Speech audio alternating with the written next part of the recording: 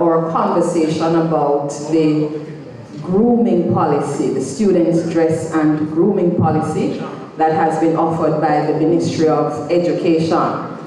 Our Minister Fayval Williams, will join us shortly. So here we are with an opportunity to participate in the decision-making process in terms of deciding on a policy that is balanced in terms of securing the rights of the students, as well as giving institutions enough latitude to determine rules and regulations. So I hope that you are all intimate with the policy, so when we're at the question and answer segment, you, the audience, will field some relevant questions that need deliberation. So at this time, I invite our chaplain, Monisa Duncan, to lead us in a brief devotional exercise.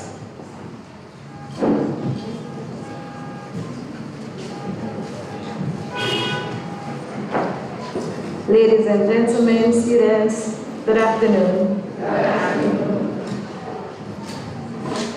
I'm just going to ask us all to stand while we partake in this brief worship session. God is good? All the time. And all the time, God is good. This is the day that the Lord has made. Let us rejoice and be glad in it. Let us pray.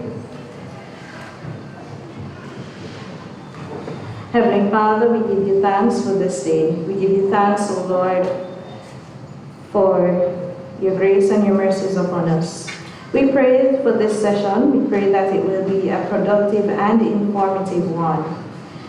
We pray, Lord, that you will be in our head and in our understanding. Be in our eyes and in our looking. Be in our mouth and in our speaking. God, be in our heart and in our thinking. God, be at our end and at our departing.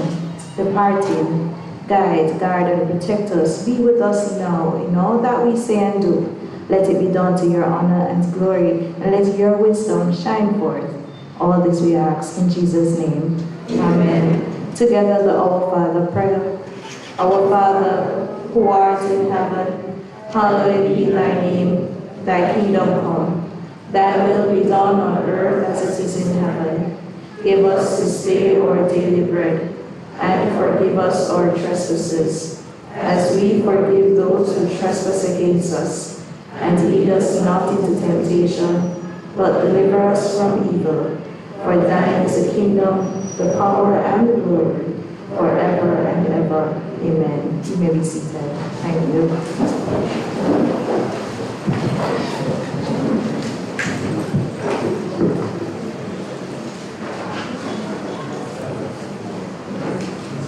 Thank you, Reverend Duncan. At this time, we're going to have our Principal of Church Teachers College, Dr. Garth Anderson, to bring you the welcome and general remarks.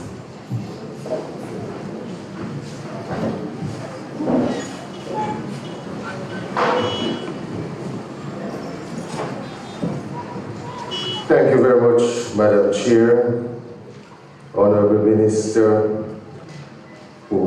she's actually at the compound and will be here shortly. She's simply refreshing herself.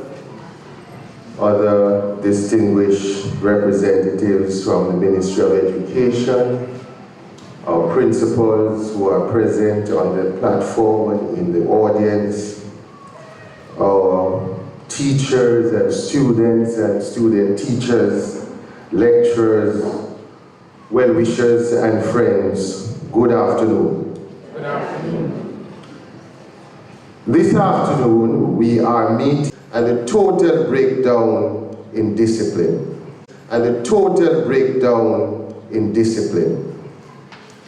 Every school has its own ecology and sociology, and so no one size fits all can or will work. The management of discipline must be a local construct. School administration must take charge and work with local stakeholders to determine within the framework of the policy how to treat with the matter at hand. The policy cannot be seen as a prescription, but a guide in the entire process. Acceptable grooming must be an important plank in treating with discipline in our schools. I fully agree that for religious and health reasons, concessions must be made to ensure that students are not discriminated against. However, on the whole, schools cannot be a place that anything goes. Rules are made to maintain good order and to teach discipline. Without rules and adherence to them, we will have a lawless and crude society. Just about every area of life, to include the institutions in our society, must and indeed have rules.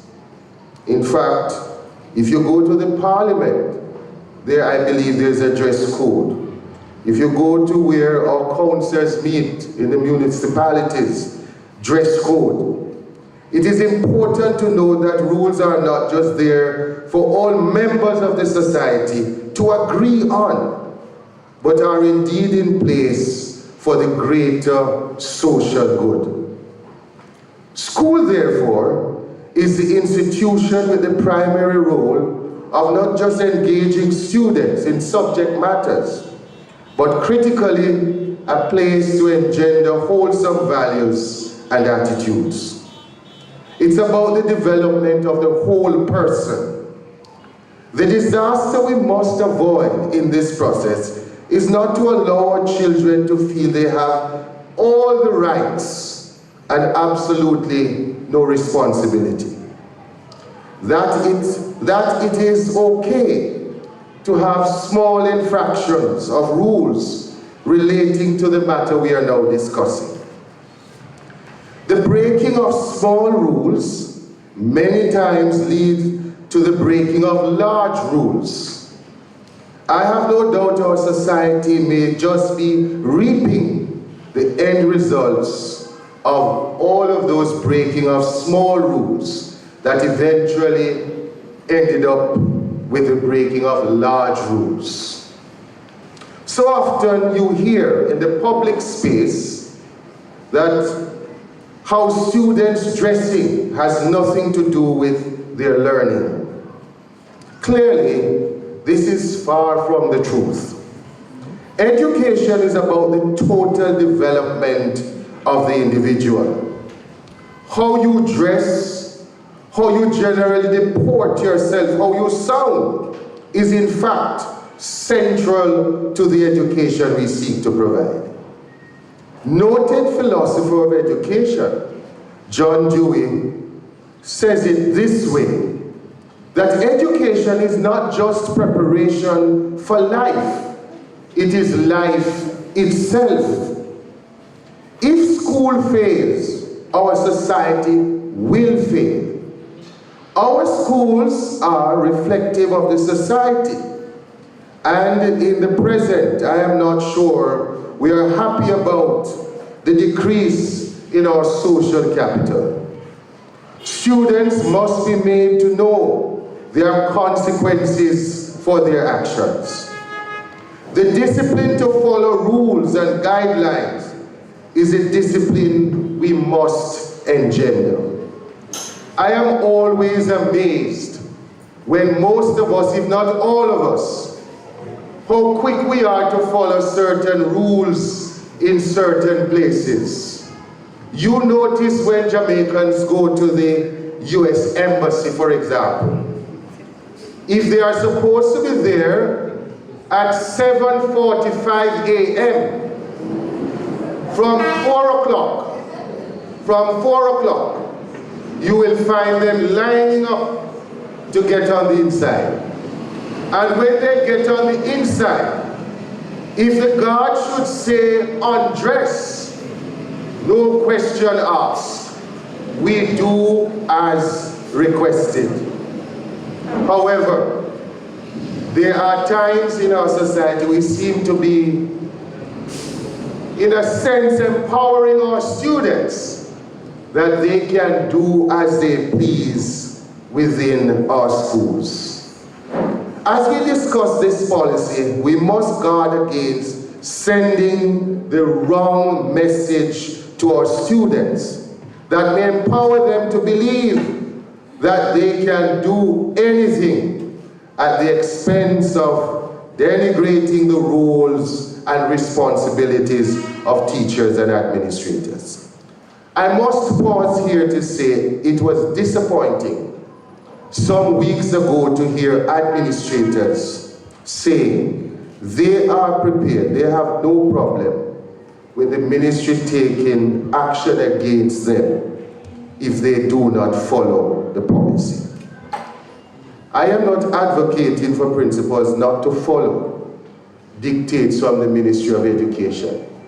But really, should that be the focus, that if you don't follow, you'll be punished, when we are talking about the grooming policy to guide our young people? Should that really be the focus? That we are saying, as administrators and indeed teachers, and indeed parents, we are saying we are going to follow it, and if we don't, punish us, Ministry of Education. I think we are heading in the wrong direction with that. And I hope administrators and teachers take a second look at that view.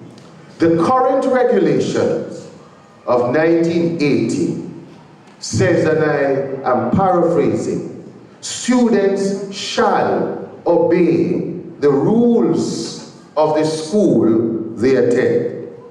We must therefore strive for balance and ensure that children's rights are protected, but not placed above the public good that education ought to provide. As a teacher training institution, we are happy to be engaged in this conversation. And we are indeed happy that we have our stakeholders out to have that conversation with our Minister of Education and other technocrats from the Ministry of Education. And so, on behalf of the Board of Management of Church Teachers College, staff and students, it is indeed my pleasure to welcome you all, and we look forward to a very successful discourse. Thank you.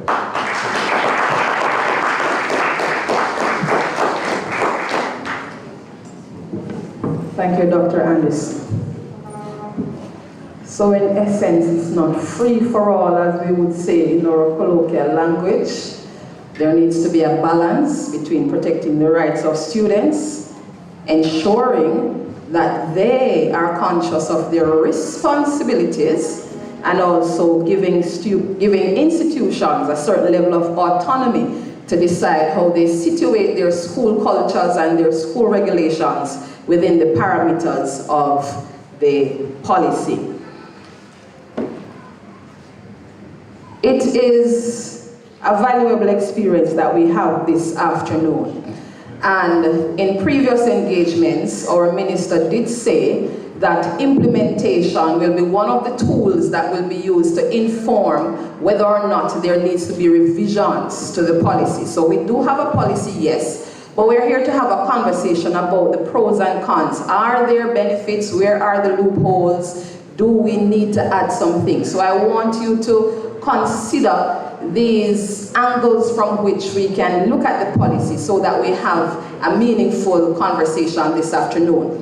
And at this time, I welcome our Minister of Education and Youth, who will be giving a presentation. But before she comes, let me share with you some information from her biography.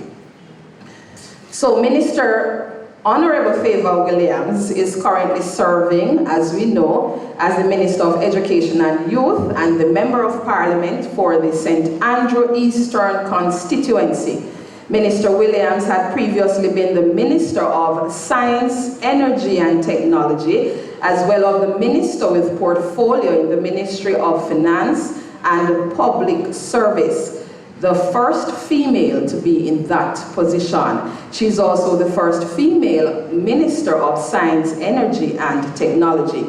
In June 2014, Minister Williams was named as a member of the Economic Advisory Council. In September 3, 2020, general elections, she was re-elected to the House of Representatives as the Member of Parliament for St. Andrew Eastern Constituency. She's a chartered financial analyst by profession. She also has a master's in business administration with a concentration in finance from the Wharton Business School at the University of Pennsylvania. She is also the holder of a Bachelor of Arts in Economics from the Harvard University in Cambridge, Massachusetts. She attended Ferncourt High School in St. Anne. Please help me welcome our Honourable Fayval Williams.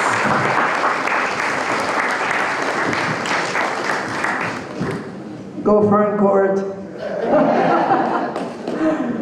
All right, good afternoon, ladies and gentlemen.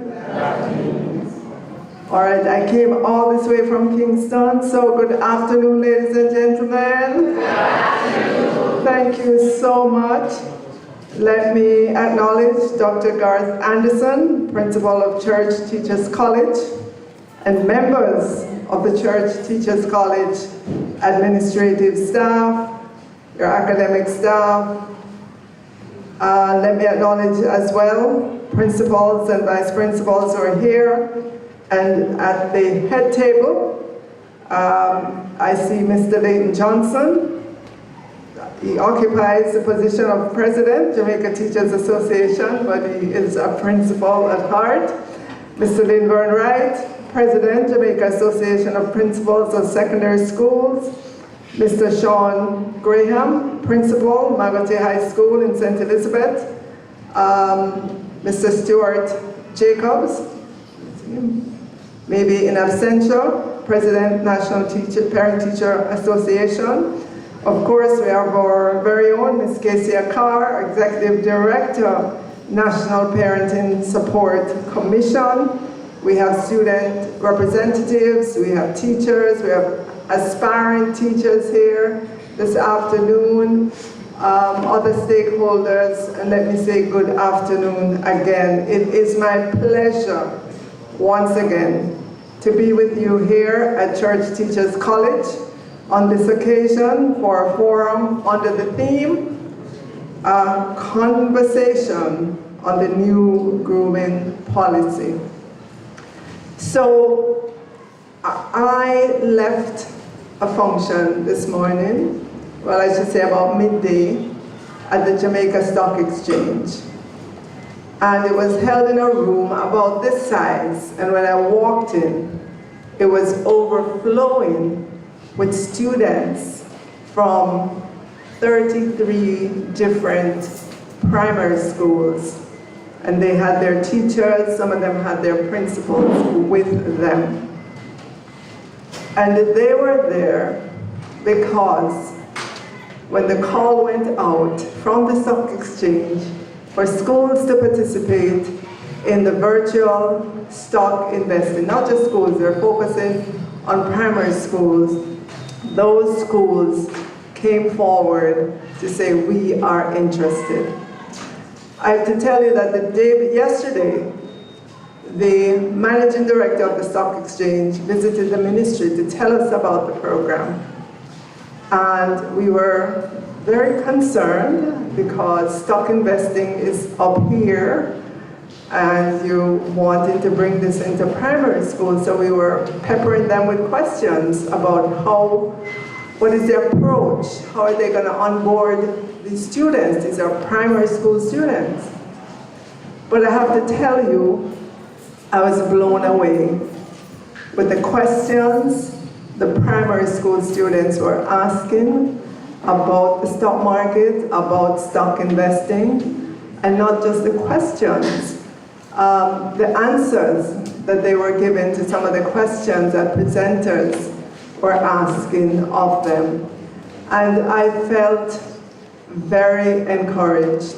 Despite all the negatives, that we hear about the education sector, I know that our teachers are doing a good job in a lot of areas. I'm not here to say everything is perfect, but I know there's a lot of effort, a lot of commitment across the education sector. And so I'm saying all of that to just juxtapose with the event this afternoon, in which we're going to be talking about the dress and grooming policy across the education sector.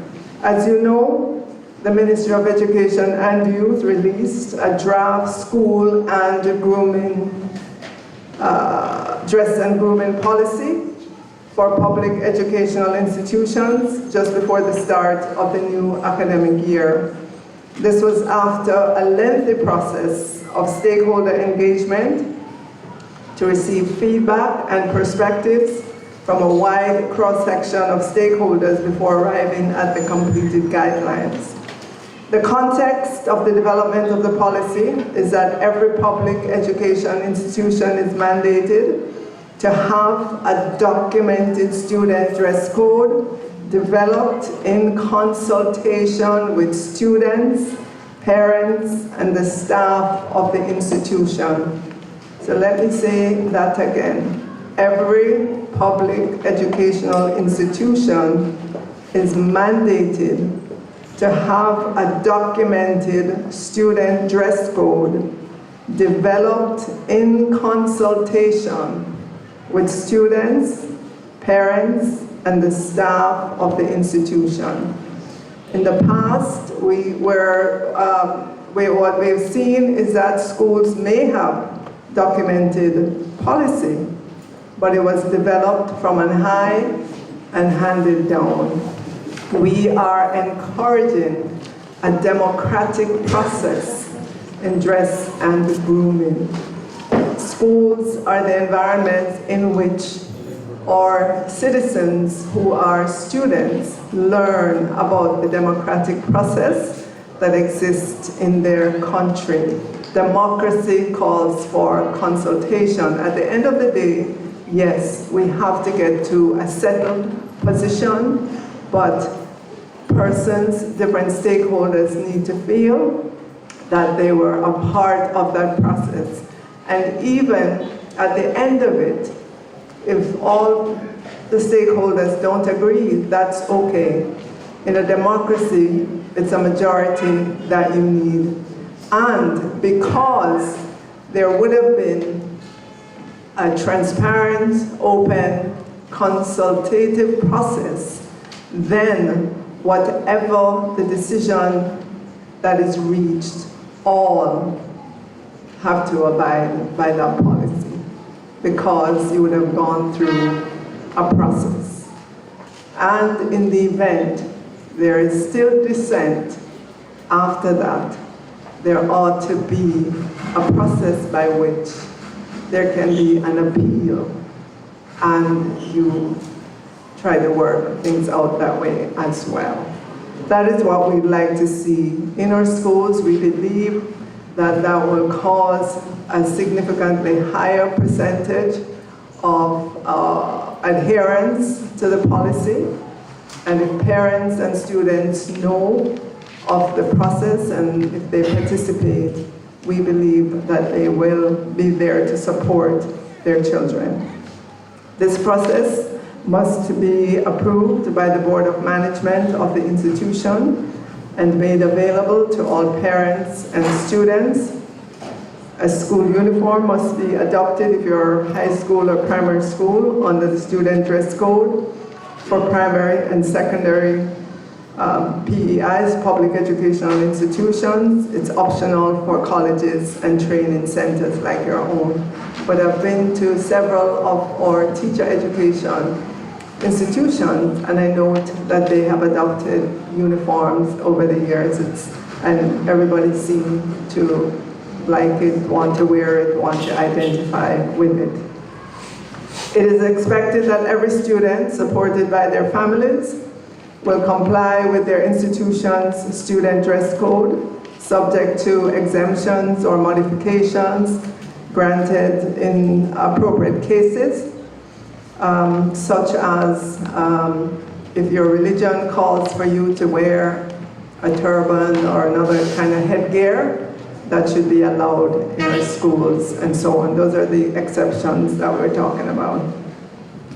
As stated in my message to schools at the time of the release, there is a growing emphasis on student-centered learning, diversity, and social inclusion that challenges traditional notions of conformity typified in uniform requirements. Additionally, there have been significant developments in the law in relation to public administration, human rights, and anti-discrimination, coupled with a greater awareness on the part of both parents and students as to avenues available to challenge school disciplinary decisions. For the most part, we agree that uniforms are beneficial to the development of self-respect and discipline in children. Where there is disagreement is on the standard requirements of grooming in schools.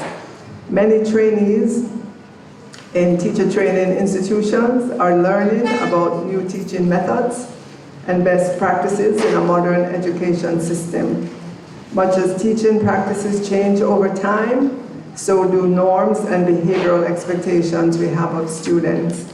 We should bear in mind that a grooming policy promotes professionalism and instills discipline among students. By adhering to a set of guidelines regarding their parents, students learn the importance of presenting themselves in a respectful and appropriate manner. This prepares them for the expectations they will encounter in college, the workplace, and other professional settings. Students who are well groomed and neatly dressed convey a sense of responsibility and self-respect, qualities that will serve them well throughout their lives. Moreover, a grooming policy fosters a sense of unity and equality among students. By establishing a common standard for parents, it ensures that no student feels singled out or excluded based on their clothing or grooming choices. It eliminates the distractions that may arise from extreme or inappropriate styles, preventing unnecessary divisions or judgments among students. When everyone is held to the same grooming standards, it promotes a sense of belonging and unity within the school community. I'm coming down. To address concerns about individuality and self-expression, schools can consider allowing certain forms of personalization within the grooming policy. For example, students can be permitted to wear accessories or clothing items that reflect their cultural or religious heritage. This approach ensures that students can express themselves within the boundaries set by the school, fostering a sense of inclusivity and respect for diversity. We're not saying that the uniform is the be-all and end-all of all things. We are simply acknowledging that in our culture in Jamaica, there is a lot of respect for school uniforms. There is strong identity with school uniforms. You and I know that there are countries in which students do not wear uniforms to school, and that doesn't prevent them from learning. So that's not what the argument is. It's within your institution. What are your guidelines? What are the rules? And how are they implemented? Are they implemented fairly? Is there an appeal process? Was there consultation? Those are some of the things we want to see. I dare say, if at the end of all of that, a particular institution, having consulted with students, parents, teachers, and all the stakeholders, if they decide we don't want a uniform, I believe that will be accepted as well, because they could demonstrate that the parents in particular agreed with that. So I'm hoping to have a robust discussion here this afternoon. Don't be afraid of asking any questions. We have the experts here. We have Mr. Carr who will be doing a presentation and others on the platform this afternoon. So thank you so much, ladies and gentlemen, students all, teachers, thank you. And I encourage you to participate. Thank you very much.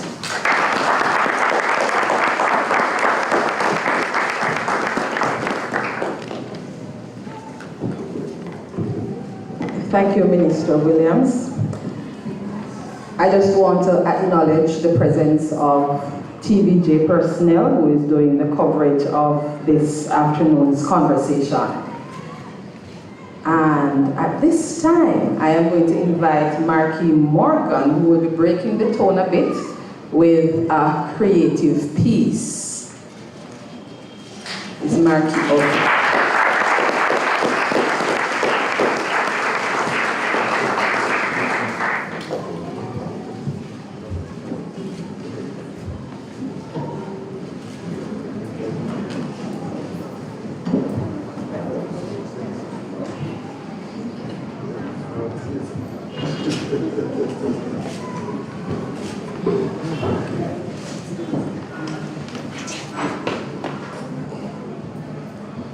Does attire affect the learning process?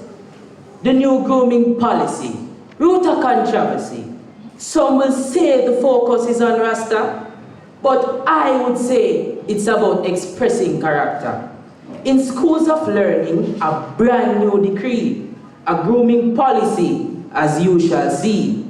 It's crafted with care for all to obey. In this verse, let's see what it says. To express individuality, something about diversity, a bit about equity. No man, this was scrutinized heavily. In consultation with students, we unite, with parents and staff to make it right. A policy born from voices so vast to ensure our school's image will forever last.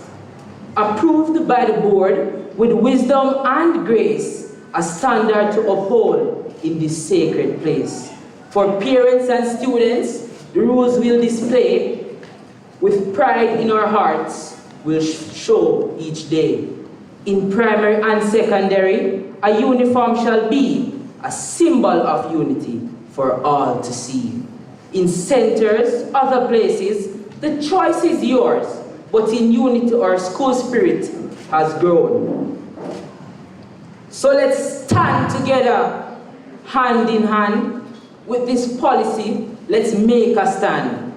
In grooming and dress, we'll take our cue to represent our school strong and true. The principal's guidance, exemptions may grant.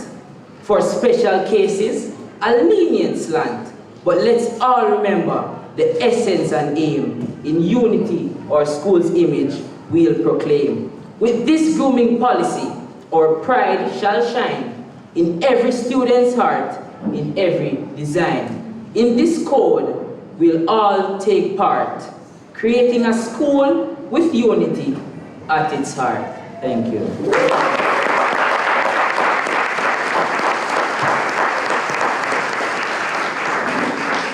Thank you, Mr. Morgan. I think the Ministry of Education needs to give you some commission for that. What a way you sold the policy, man. If I was not convinced, I am leaning towards being convinced right now. Give him another round of applause, man. Thank you, Marquis.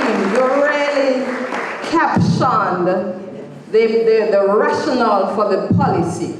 You know, being open to considering students' cultural identity, religion, etc. Are the students happy about that?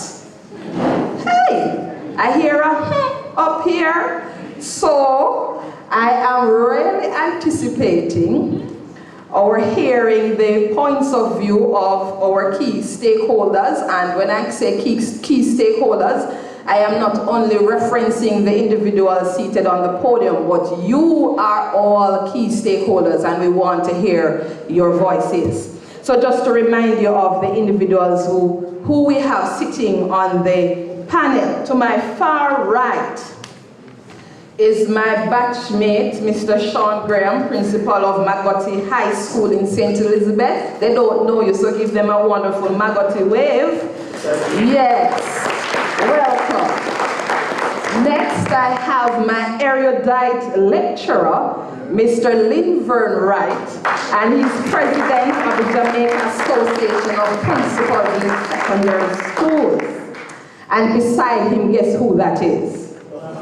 Goes without saying. Our very own Dr. Garth Anderson. Yes. We'll also hear from Mr. Leighton Johnson, our president of the Jamaica Teachers Association. Our Minister Fayval Williams will be responding as we go along. We also have Ms. Casey Carr, Executive Director of the National Parenting Support Commission, a very important arm. Our parents do need support. And we have Ms. Sabrina Barnes, who is representing the National Secondary Students Council representative, and she said I should emphasize that she is representing the Jamaica Prefects Association. So make our panelists welcome. All right, so I was informed that each panelist will make a 3-minute presentation in terms of speaking to their roles as stakeholders and how they will participate in ensuring the adequate, I would say for want of a better word, and relevant crafting of this policy. And so we're going to move right into those presentations. And of course, these presentations will be punctuated by the conversation. All right, so I now invite Mr. Johnson. I'm going according to the list in the program. So we'll have our president of the GT to make the first presentation.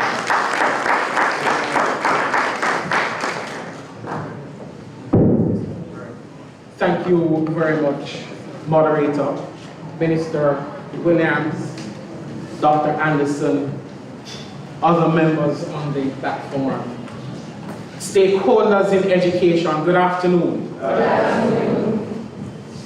In an age where social order is threatened, and in an age where schools remain the single most stable socializing agency, an age where our students or young people and persons who are in educational institutions require guidance, it is urgent and necessary for us to look at the framework in its current state. Ladies and gentlemen, stakeholders all, the grooming policy framework presents the perfect opportunity for schools to promote cultural diversity and to ensure the values of democracy and the principles that are hinged to democracy are maintained within our society. We have seen where in this current age, several individuals and institutions have emerged with a view of challenging or positing a new way of life. But I hereby indicate that this grooming policy and framework promotes in itself schools to continue providing opportunities for students to learn how to collaborate, where teachers have the opportunity of modeling the morals that are required to lead a nation, and for there to be cohesion and consensus, which are values that are quickly being eroded from the fabric of our society. The framework allows for persons' voices to be heard. The framework allows students to posit their own perspective and their points of view. And it allows schools to demonstrate the need and the necessity to build a culture, providing cultural experiences for students, as this is a critical life skill that is required for any individual to survive in a society. The framework in its entirety allows administration, teachers, students, the wider community to have conversations and mutual dialogues. It facilitates a position where people can exchange points of view and instill respect of another person's perspective if they deviate from one's position.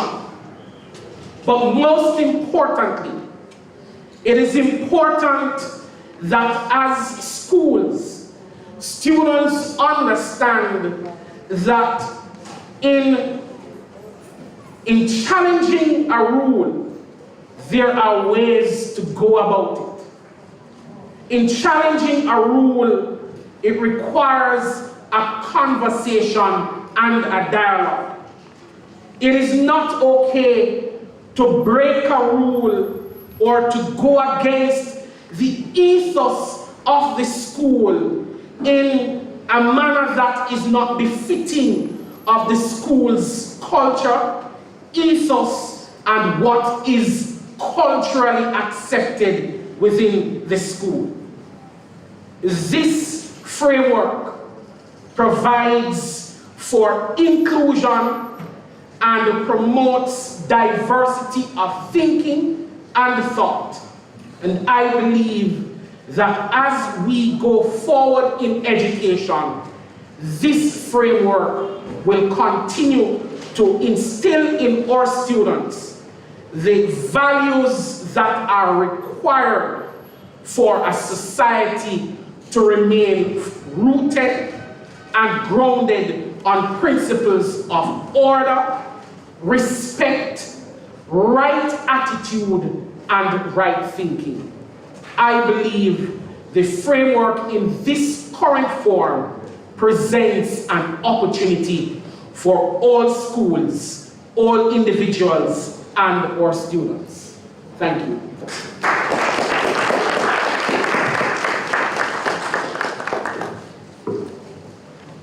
Thank you, Mr. Johnson. I'm tempted to ask you if you were on your school's debate team. I was. All that is left for you to say is, I rest my case. I was here. All right, so emphasized in your presentation is honoring due diligence in terms of the processes undertaken to respond to the policy. Whether or not we agree is not really the core of this, because we know that we won't all agree, but how we go about expressing our disagreement is indeed important. All right, I move on to having Mr. Linvern Wright to make his presentation, and right after him we'll have Mr. Sean Graham. Thank you. Thank you very much. Am I being heard? Yeah. Thank you very much. Good evening, everyone. And I know that many of you will want to go home, so as soon as we're done with this, and you want us to be done soon, but we want to be doing it profoundly in terms of the discussions we'll have. One of the things I feel I'm happy about with this is that it, maybe for the first time, I think our rules are affirming Afrocentric principles. And it is one of those things that I think this rule ought to be applauded for, because there are many instances in which I think our dress codes are too Eurocentric. And I think it is one of the things that we need to pay some attention to, because there are many of us who I know are not very confident about those things that come from the East, as many people would say. And I want to applaud that about it. One of the other things that I think we need to look at is that I think rules are first about principles. And I don't want us to become hooked on the superficial part of the rules. So I find the uniform, the dress, the hairstyle, those are superficial things, although they express deeper things. So I want to just look at something, for example. So we talk about the Afrocentric nature of the rules. But we have children coming to school who will have an Afrocentric hairstyle, but the person is bleaching. That's a contradiction. And if it is that person were serious about Afrocentricity, then I'm not sure how the bleaching would come in. Right? We can talk about it when we get to whatever. I'm just putting some things out there, so, and I hear it already. I like that. I like the fact that I'm seeing agitation, because I think we have to look at many of the things that we're doing. One of the other things that I think we need to be thinking through when we're looking at this is, let's look at our society. I hope that we don't have, because it's very important that we have policies that allow us to properly interpret and apply our rules. Because if we look at what is happening now, school ought to prepare us for things that are needed to order society. So let's look, for example, at a value like compliance. Let's look at a value like honesty. Let's look at a value like fairness. One of the things that ought to be in how we make our rules and how we apply them are all those things. Because many of us, when we go to the tax office or we go to places, we don't like when people are cutting the lines and giving other people that kind of thing. So school ought to be something that is engendering that kind of principle in people. We know how it is when we are driving on the roads and how the disorder causes us, right, to be late or to suffer heart at our mouth because of how disciplined somebody is. School must engender that kind of thing. And all I want in how we are going to apply these rules is that in all of us, principals, teachers, students, there is consistency with the expectations we have in terms of those values that we need to ensure that this Jamaica land we love is good for all of us. And I hope that the discussion this evening is going to center on that. And the final thing I'll say, most times, many of us don't have problems with the rules. In fact, this policy is hardly, maybe what is happening is that it's written and formalized for the first time in the way it has been. But it's not different to many of the things that have been practiced in schools. Where Jamaica tends to have a problem is when a principal is serious about being firm about these rules. That is where Jamaica tends to have a problem. The principals, many of us have a problem with are the ones who decide that, look here, if the rules say you mustn't do this, you mustn't do it. And there is no compromise about it. Once the principal looks at whatever and that sort of thing, parents have a problem with it. And what I don't want as a principal is for us as either principals or teachers or as a ministry to decide that when a parent, whoever he is, rich or poor, ghetto or living in high places in Kingston, decides that because it is his or her child, this rule must apply to Philip Picnic. I will come back and then as a ministry or as a principal will change it for that individual. That is where we're going to have problems. So I hope that we're going to be sticking to this. Once we decide what the framework is going to dictate that we do as boards of management, as schools, all I'll say to my colleagues, all I'll say to all of us, we just need to support firmness, fairness, and consistency in this application. Thank you very much.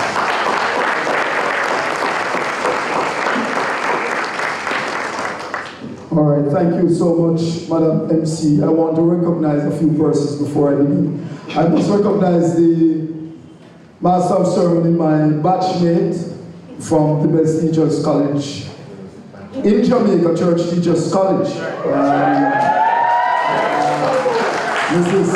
Arlene Virtue. And it is a testament because sitting at the head table, we have about 75% of us that are associated with Church Teachers College. I really want to recognize the host principal, Dr. Gart Anderson, thank him for his hospitality and for having us here. I want to also recognize Honourable Minister Williams. Thank you so much for being so accommodating and supporting and for being here with us in Region 5, the Region of Champions.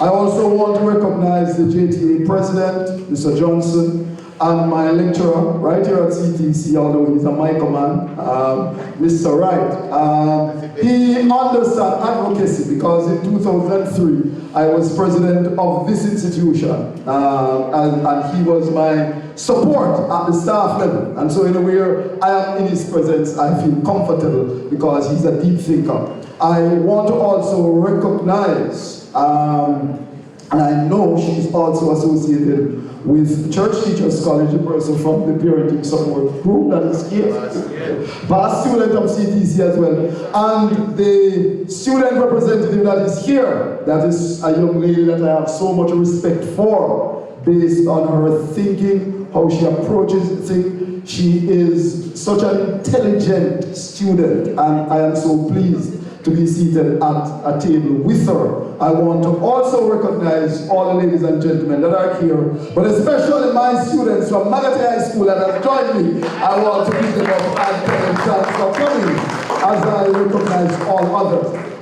Quickly, ladies and gentlemen, boys and girls, we are at an important point, and I'm so impressed by the Institute and Dr. Smith for having this conversation.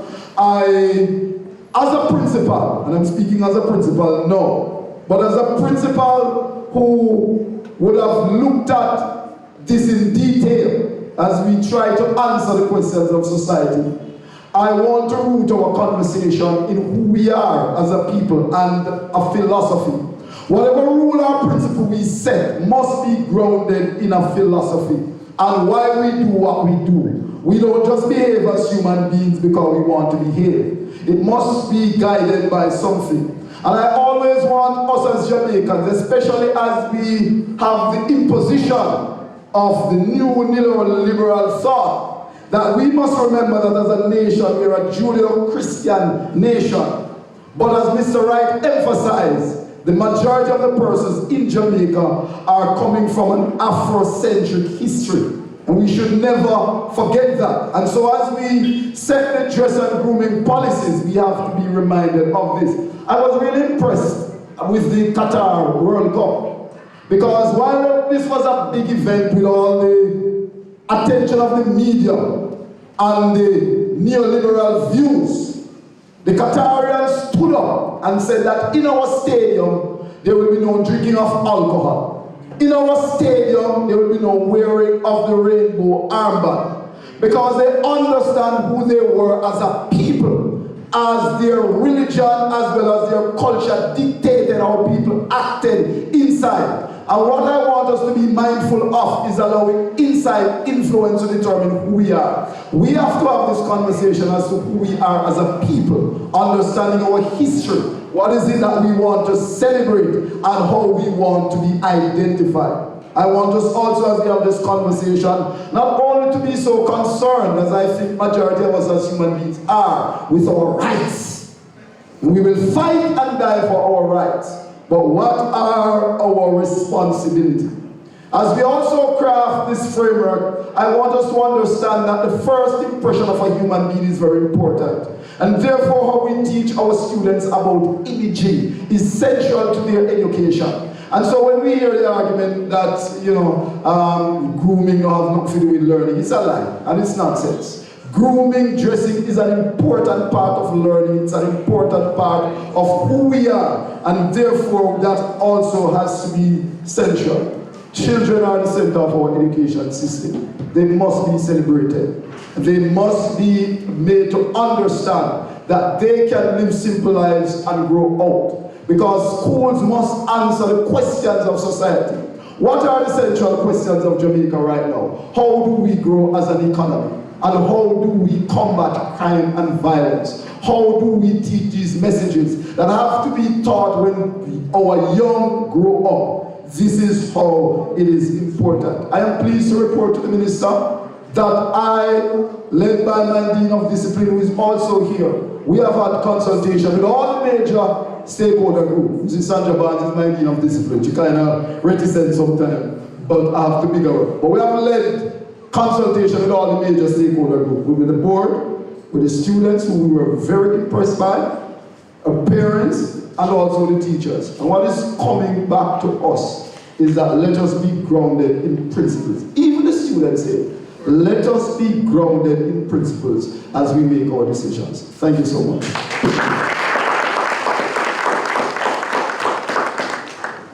Proud of my batchmate. Yes. Outstanding principal. Yes.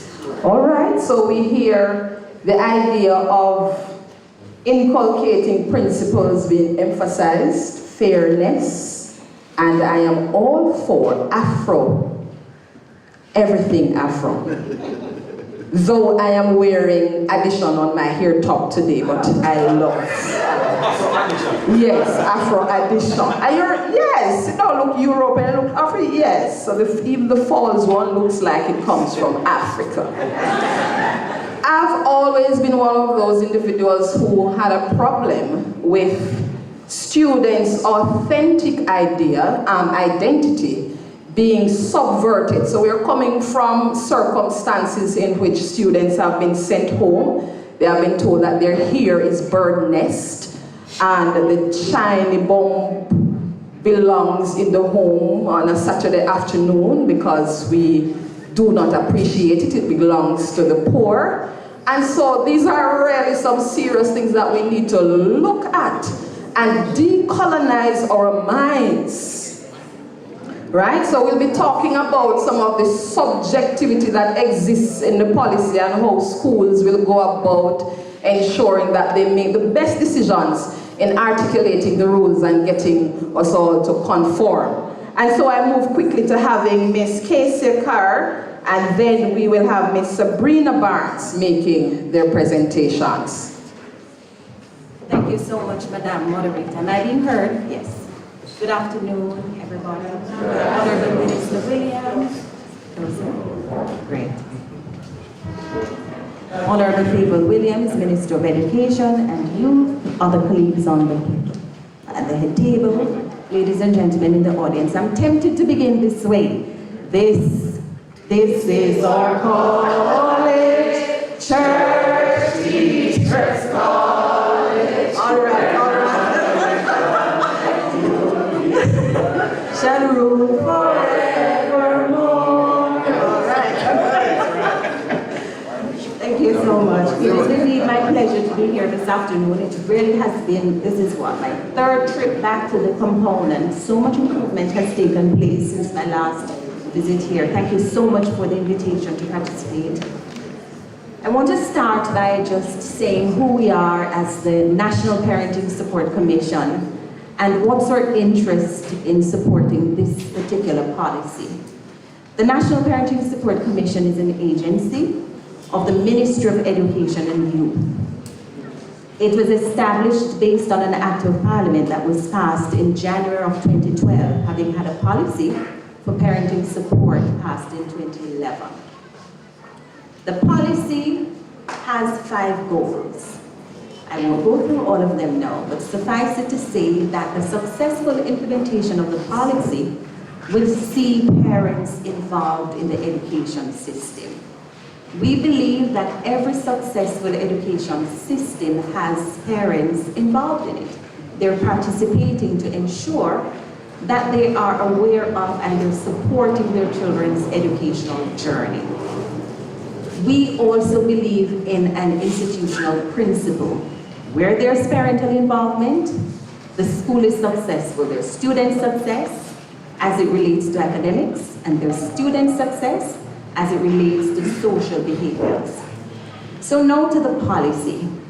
The National Parenting Support Commission supports the policies of the Ministry of Education and Youth, and I believe what's put forward here sets a good foundation for the kind of discourse we're having today and provides the guidance that schools need in order to set their own policies that speak to their own ecologies.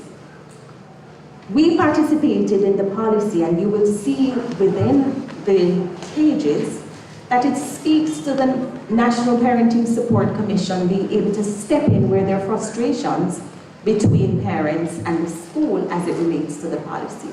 In other words, we're there to ensure that parents understand what the school aims to achieve. I believe it's important that we ponder certain questions. For example, what are the frustrations that we're trying to address? Well, we heard some pretty provocative statements so far, and I think and would agree that those are some of the frustrations. Is there a relationship between grooming and decorum? Yeah, I see some people nodding. And what are we really trying to achieve by communicating this policy? What is the expectation? By the way, it's my preference to use that word as opposed to rules. I remember a college professor telling me, Casey, all we have are words. And so I prefer the word expectation because we tend to rise to an expectation, and indeed, rules kind of sounds rigid. And as human beings, we have the propensity, once we use the word rule, to see how we can do what? Break them. This process should be collaborative. We have to make sure there's fairness. We're not trying to stifle individual expression or individuality. We're certainly not trying to trample on students' sense of self and their rights. That's not what we're trying to do. Actually, I believe what's presented here proffers inclusion and equity and gives students a voice and allows you to express yourself. But all of that must be within the confines of what we believe are good morals and values. And so on to parents.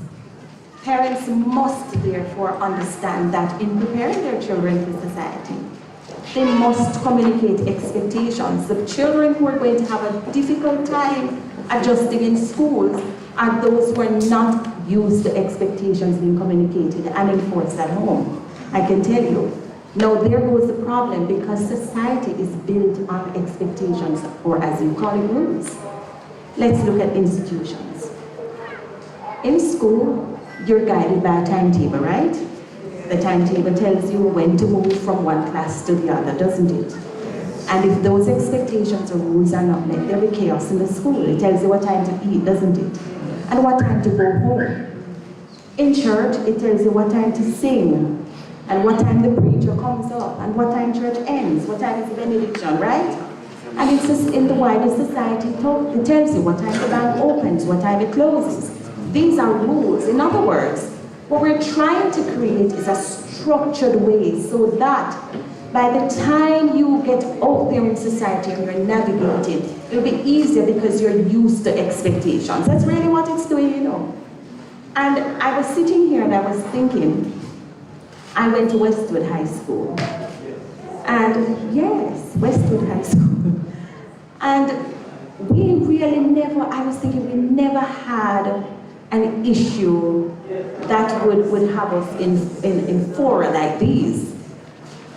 We all wore white dresses after school, and we all wore them to church. And one of the reasons we wore white dresses was because Westwood was trying to promote equity. We had children who were less fortunate, and we had children who were from opulent homes. And so the idea was to ensure nobody felt less than, and that at the end of the day you could concentrate on the things that mattered. And there was something that was said just before now that talked about who we are as a people. It's something that I've been pondering. Perhaps the greater conversation is not a grooming policy, you know, but to ponder who we are as a people. And having pondered, maybe we need to talk about who do we want to be? Who is a Jamaican? What are the values that we can coalesce around? What are the things we hold dear? Why is there tension regarding a dress and grooming policy if we know who we are and if we have consensus on this? It pained me recently to see the news clip with a parent whose children were locked out of school and his agitation. And he thought that the children's pants were not tight. But the school rule was clear. It talked about how the pants should be sized. And so it is important that schools ensure that the conversation takes place and there's consensus, there's also understanding. Sometimes in education, I must admit, we talk in very technical terms. And if we're communicating an expectation, it has to be done where everyone can access the information, right?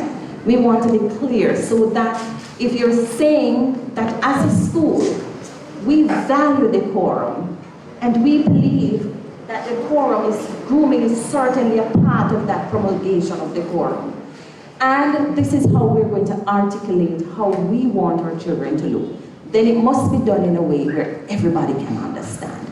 And so I look forward to the conversations from the floor. I want to hear particularly from the students to hear your own thoughts on the grooming policy, because I believe what we have put forward sets a great template for schools to use as their guide. Thank you.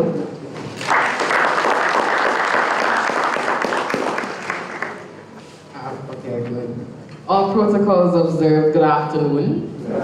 Good afternoon, everyone. Lovely. With all the professionals that just spoke, I really don't think I have much to say. But I just want to start by saying nothing for us without us. And that saying is profound. I think as a youth advocate, I represent many students at the secondary level. It's important that before expectations are set and before things are said and done, that they include us, because they're going to affect us and they're for us. So I will reiterate and say nothing for us without us. It was interesting that our minister would have made a mention of involving primary school students in a Jamaica Stock Exchange. She was surprised.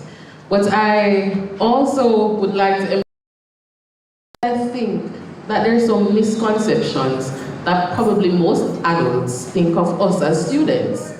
Right, so with this grooming policy, I want to also say that if we stand for nothing, we fall for anything.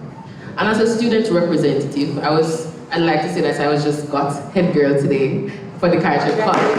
So, I cannot come up here, and church teachers' colleges are big brother and sisters of the diocese. Yeah. So I definitely cannot come up here and tell you that I disagree with the policy. I just can't. But I should say that as student representatives, we understand the varying needs of students. We understand that we want to express our individualities. We want to express who we are. But we also have to do it in a structured manner to ensure that we're making others within our environment comfortable. If we have a policy that speaks to persons who are of a different social strata more than others, then we're going to have a policy that will be filled with a lot of inequalities. And as such, we should ensure that we think about the reason we are at school. Sometimes we get sidetracked. This is not going to prevent me from learning. This has nothing to do with my education. But you are here, you're at school. Remember why you started. And I feel like when we understand why we start and the education that we attain in such, then we'll understand why these policies are in place. Although as a student representative, I have my own questions, read the school culture and read how our individuality will be presented, I can agree that we have a structure in place and the expectations are that they're hearing us out. And the Ministry of Education should be commended for actually doing something for us and including us. So as we ponder here today and ask our questions, I want us to be guided that whilst this policy is for us, it's based on structure, it's based on principle, and it's based on our Jamaican context and culture. And I must highlight, we live in a tropical, we live in a tropical marine climate. So we should put into place in this policy the climate that we live in. And global warming is a thing. So we should also foresee the challenges ahead. So this policy, as Mr. Wright would have mentioned, should be consistent. It should include religion, culture, climate, or individuality. Whilst that might be difficult to put together in a policy, I also just want them to understand that nothing for us without us, and that the consultation that we speak to and the feedback that we want should come from the students, because the students are the ones who should follow this policy. The students are the ones who the policy is going to affect, and the students are the ones that the policy is for. So I will also end by saying that I don't want the students to think that the Ministry of Education is excusing bad behavior. Because you don't want to do something that's in breach of the school, but the ministry says that this should be inclusive. So we are going to the ministry because the ministry is fighting for us. I want to end by saying when bad behavior is rewarded, it's repeated and it spreads. And I will repeat, when bad behavior is rewarded, it's repeated and it spreads. Thank you.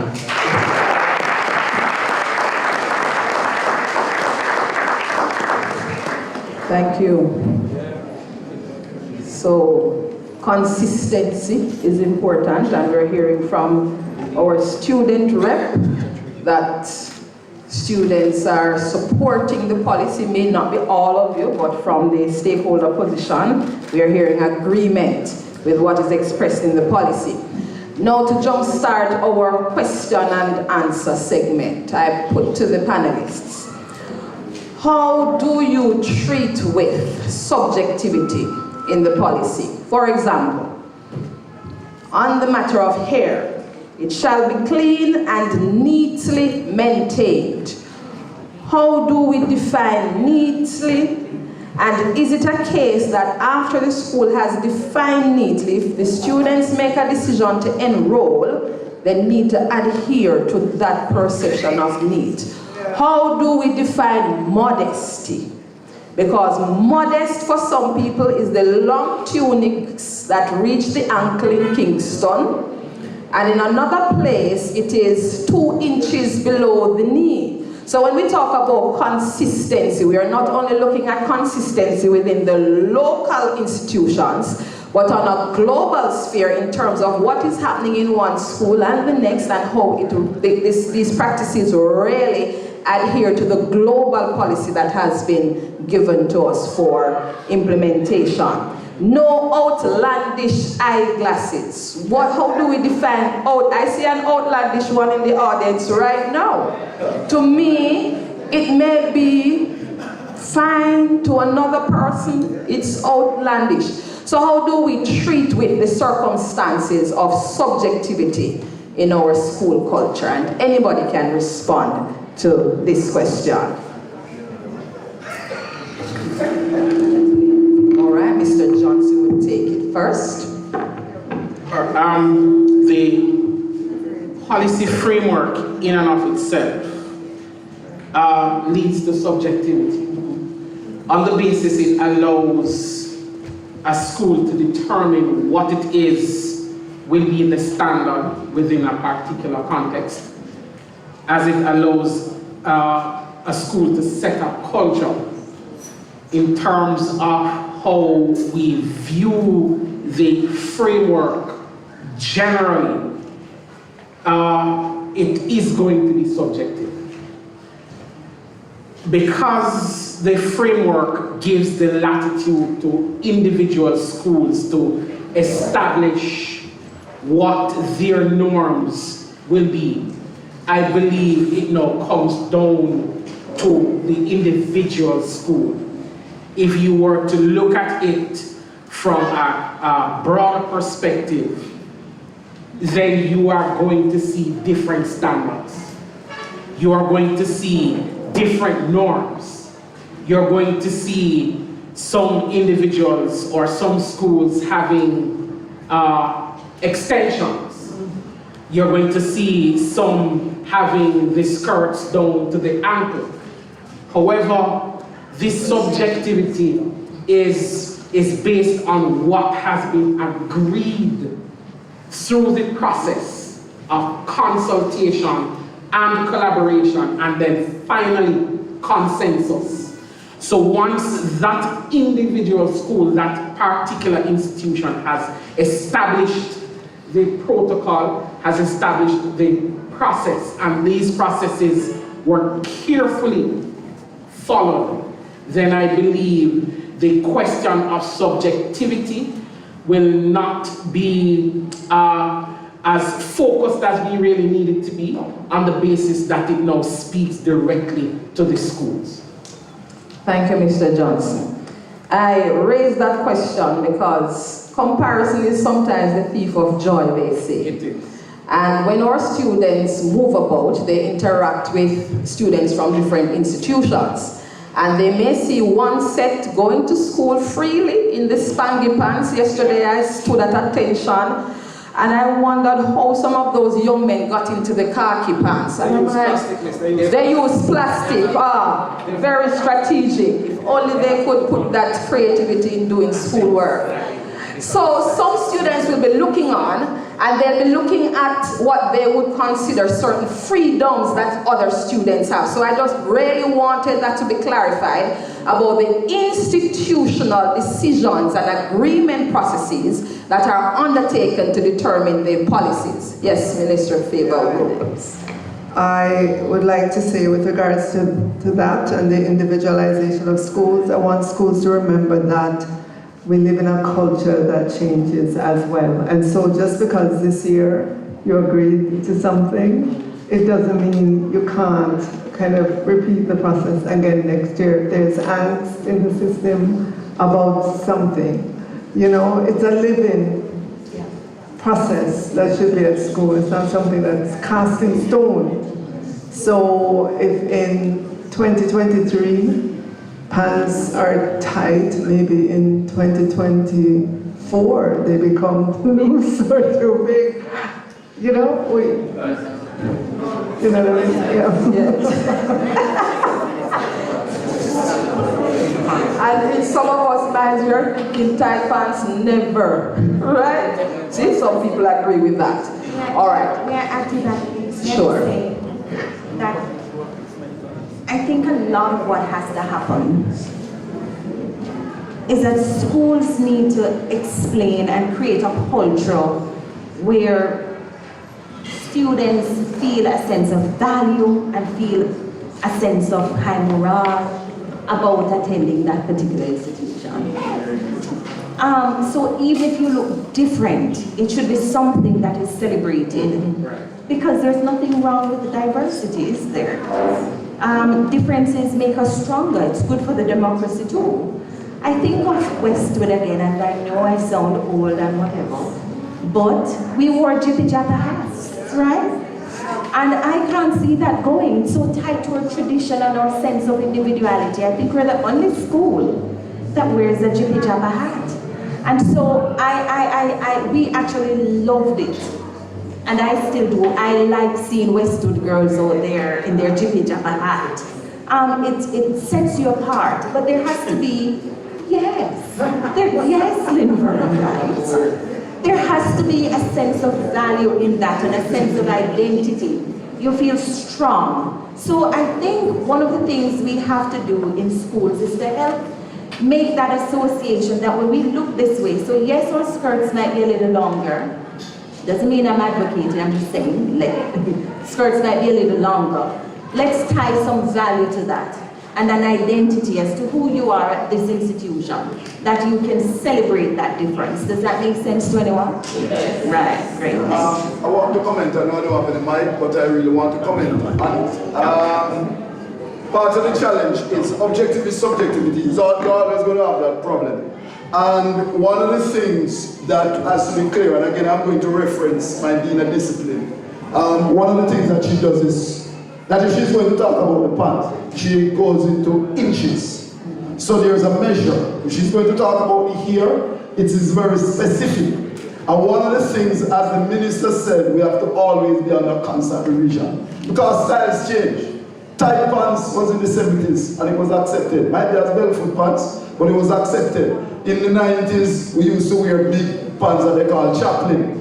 And everybody was a part of it. So school administrators and the bodies, stakeholders within the school must always understand that there has to be space for revision. But in making the rules for people to understand, we have to be very specific and detailed and allow also for discretion. Right. Because discretion is going to be important as you put in any regulation and any rule. Because there can be medical issues, there can be economic issues, there can be socio-economic issues. And so we have to, especially as we embrace the new times that we are in, we have to bear those in mind. But there has to be consultation, there has to be agreement, and we have to try to be as detailed and as specific as possible so all can understand. I just agree with my colleague about discretion. In fact, in the policy, one of the things that it recognizes is discretion of the principal.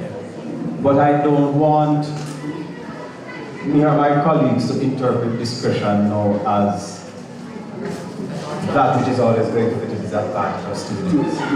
I give you an example. For example, sometimes my teachers get very stringent about earpieces. I have a rule that you should wear earpieces, extensions. But there are many girls who, as people that say, the ear come.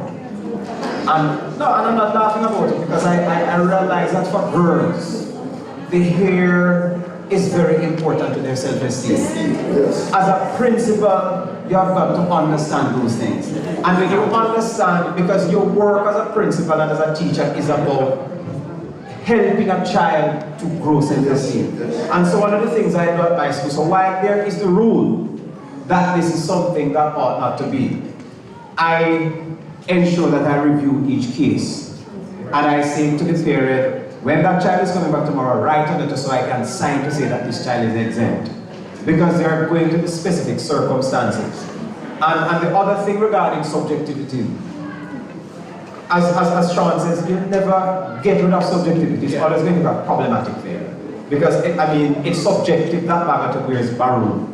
And for whatever reason, it's subjective. So you could say, why I can't wear that to go to school? One of the things with subjectivity is that we just have to understand that it's almost a given that there's going to be identity in schools. Yeah. There are some things about, many of you love your burgundy, although it might not be your favorite color, but it's your favorite school. So you love it because it's a matter of identity.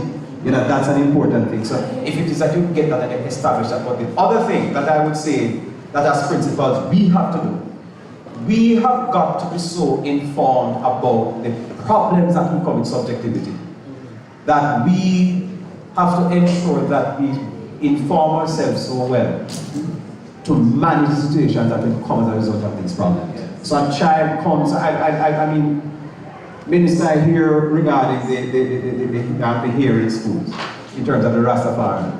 I have never believed that Rastafari have flashing lamps.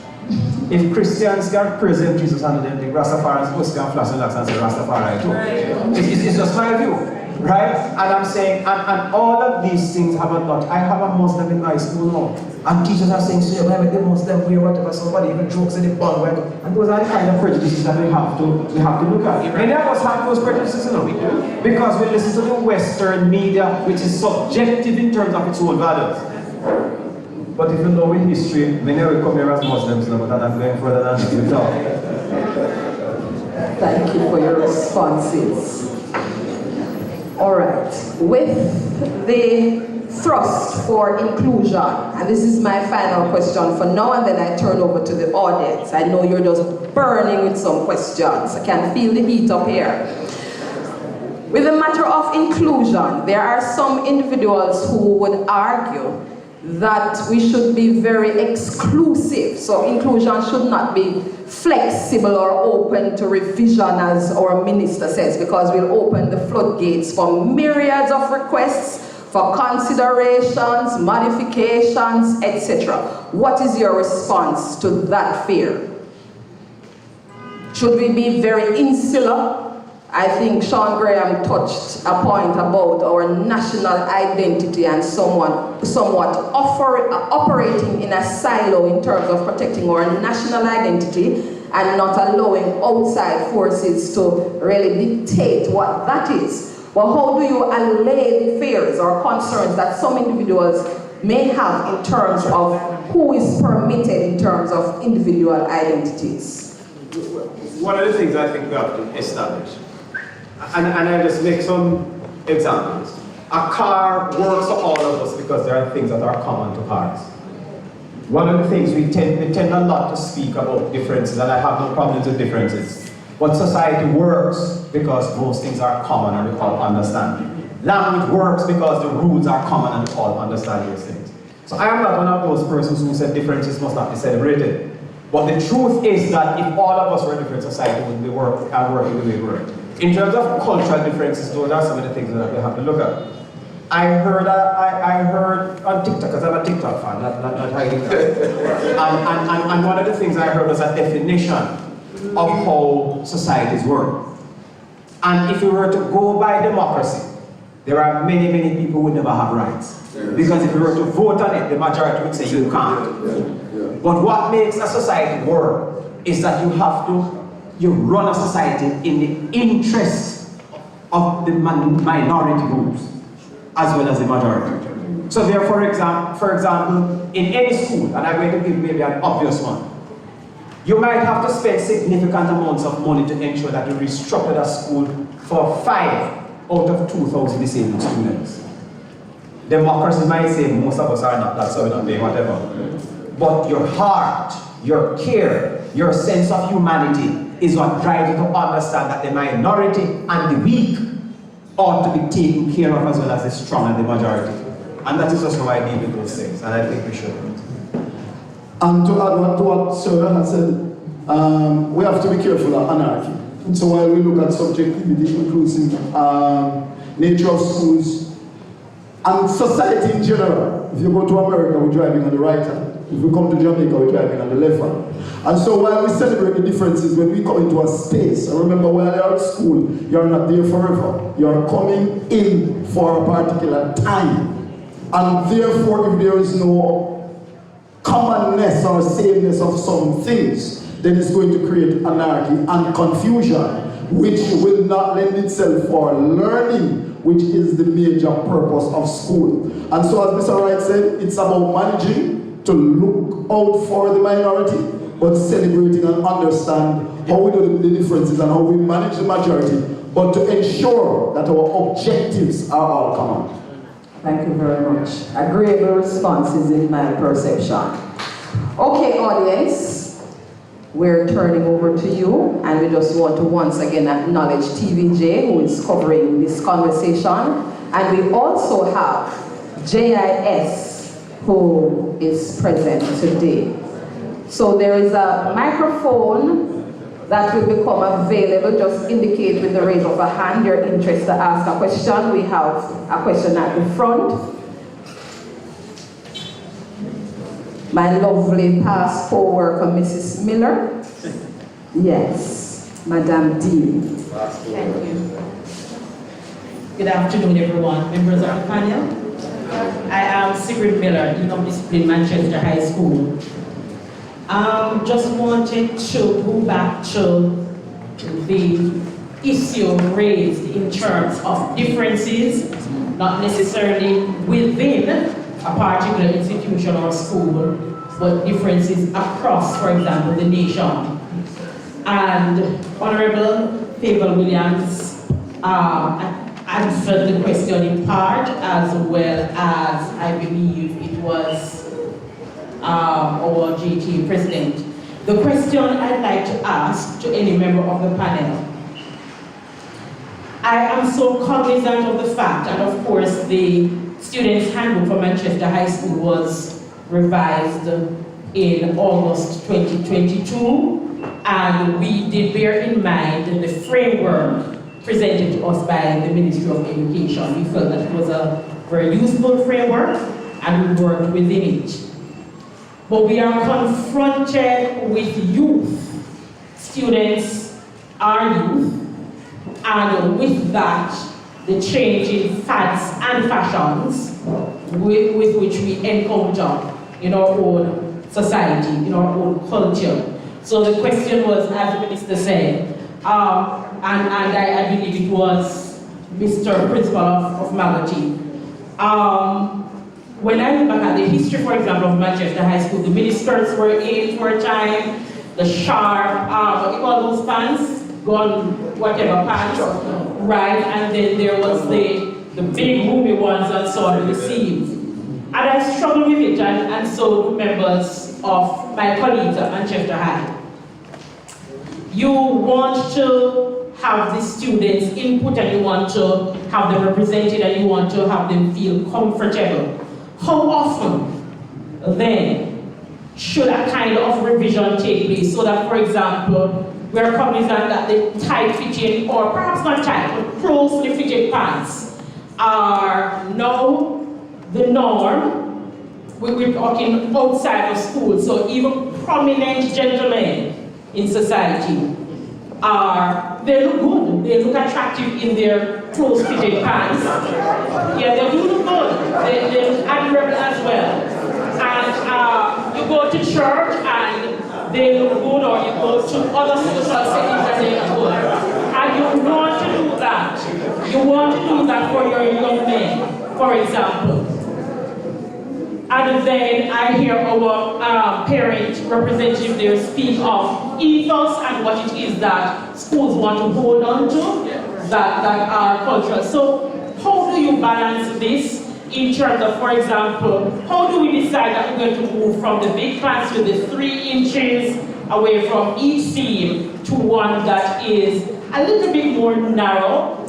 Neat does not take away from that kind of deportment that you want to see your students. So, and then by the time you switch over, for example, to the close-fitting pants in another 3 years, it goes back to big pants. How do you create the balance, and what do you hold on to, and so on?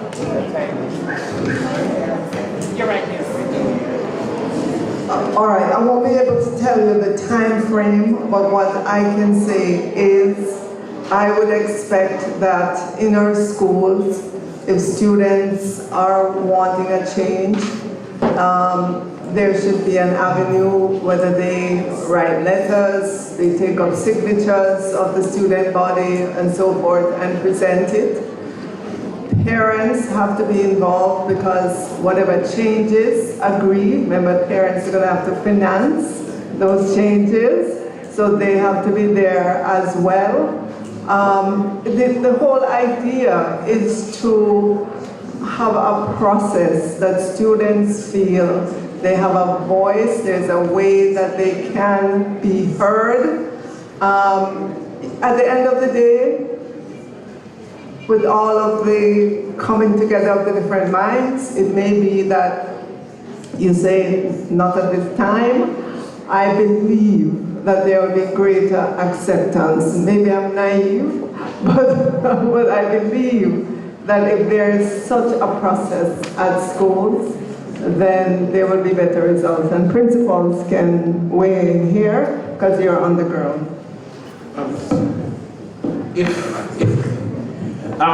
Sean, Mr. Graham alluded to it earlier. Liberalism breeds anarchy. The fact is, cultures are dynamic, they are fluid.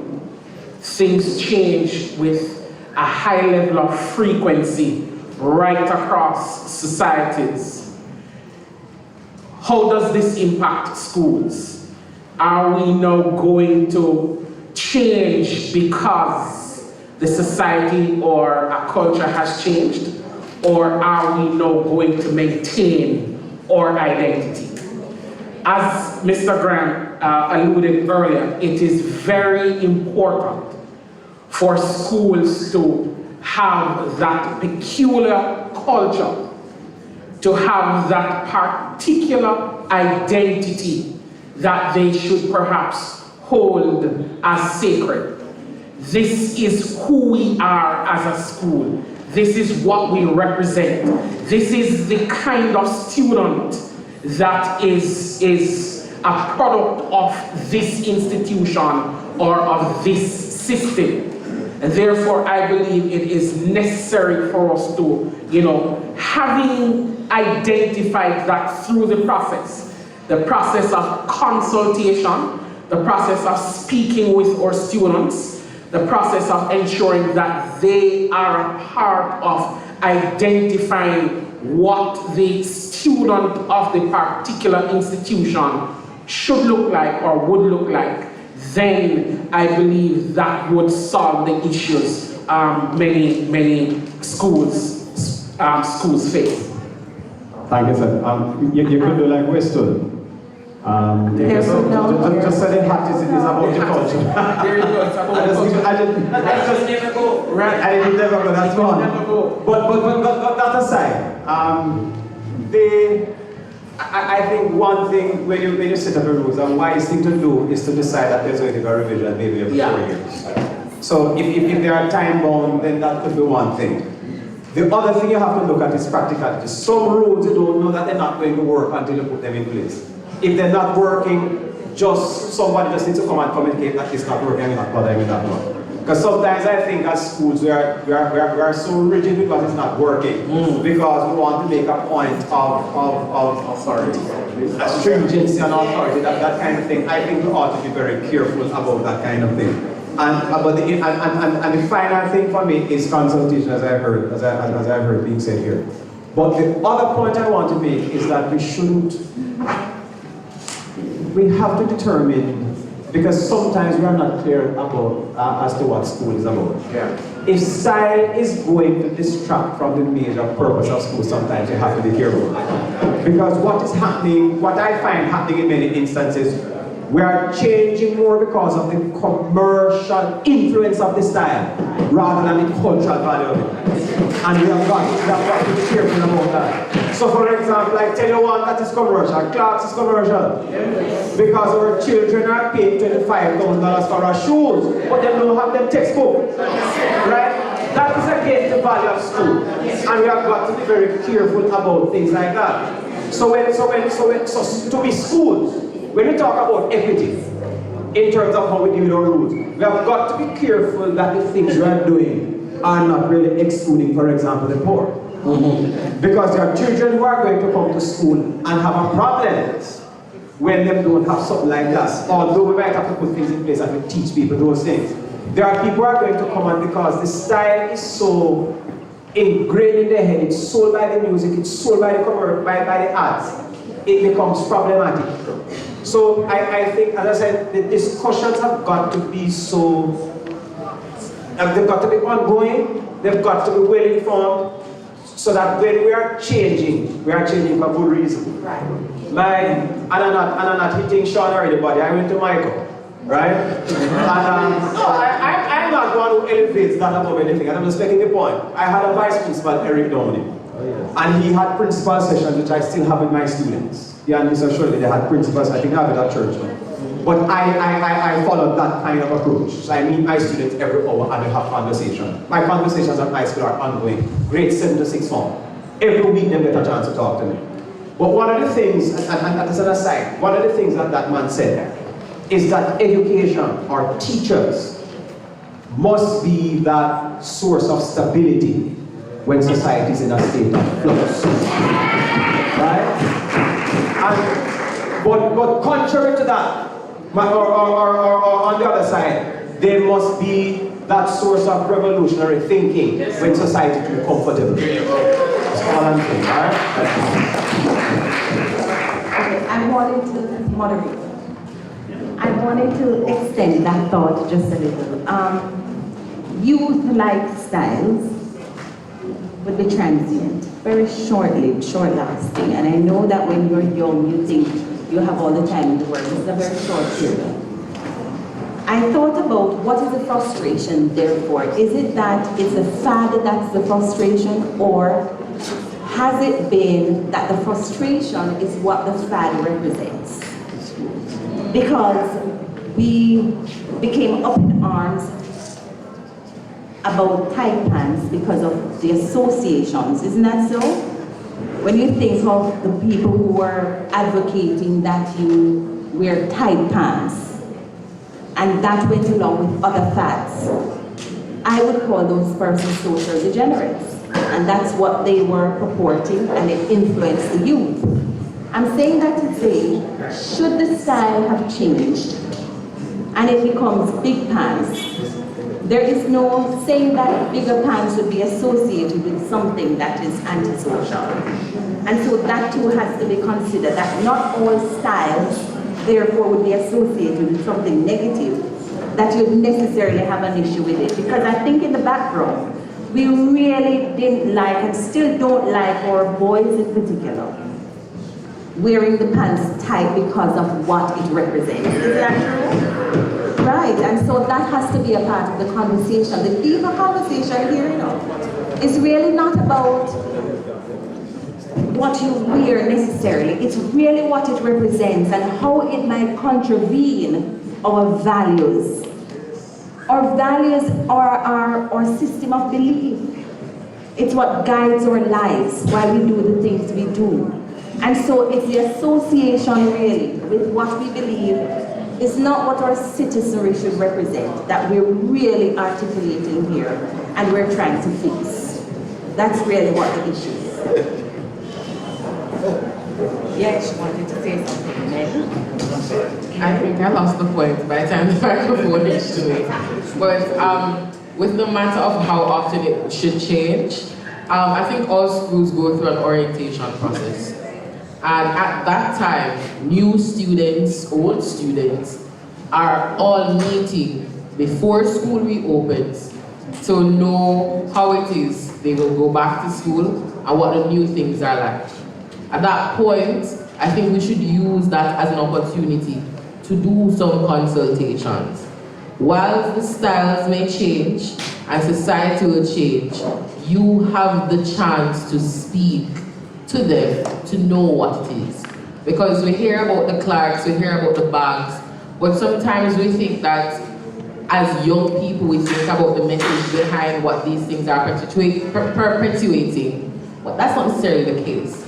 As young people, we like to be in fashion, we like to look good going to school, we like to feel as if I'm going to school to learn, yes, but I look good doing it, right? And we don't want to take that away from them. So at that orientation, you know that spray ground is in, you know that Clarks is always a thing, you know that there are things in place that the students associate themselves to, because going back to school, we get excited when you're buying your back to school stuff and you can buy a Clarks, you can buy a transport.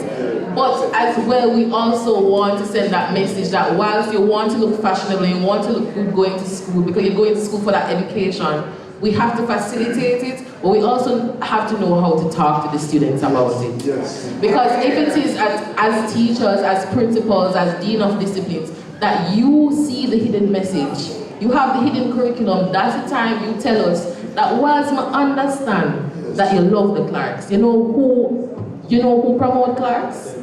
You know where that person who promotes Clarks is right now? You actually educate them about the message that you see behind it. Because we are not really watching the message. We are looking how we look. So whilst as though you see it as us wanting to have a style or wanting to probably be rebellious, that's not necessarily the case. Young people love things that are vibrant, new, energetic, and creative. And in every little aspect of our lives, we will utilize every material to prove such. So as such, the orientation process is crucial. And how we are spoken to about how we express ourselves is very important. Whereas you might say, oh Sabrina, you have on an afro, your hair is ungroomed, I will feel away. But if you said, Sabrina, okay, you're at the front of the class, not many persons can see, you are very interactive with the teacher, you cannot blocking a few persons, just catch it up a little to the back.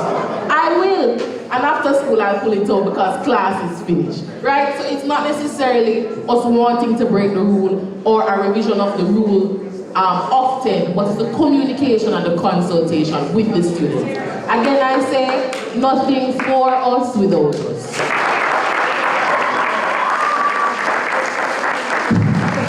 Thank you. Sabrina, you hit the nail on the head. I was about to say, girl, I can't even see Mr. Graham at the end of the table because of his hair. It's just...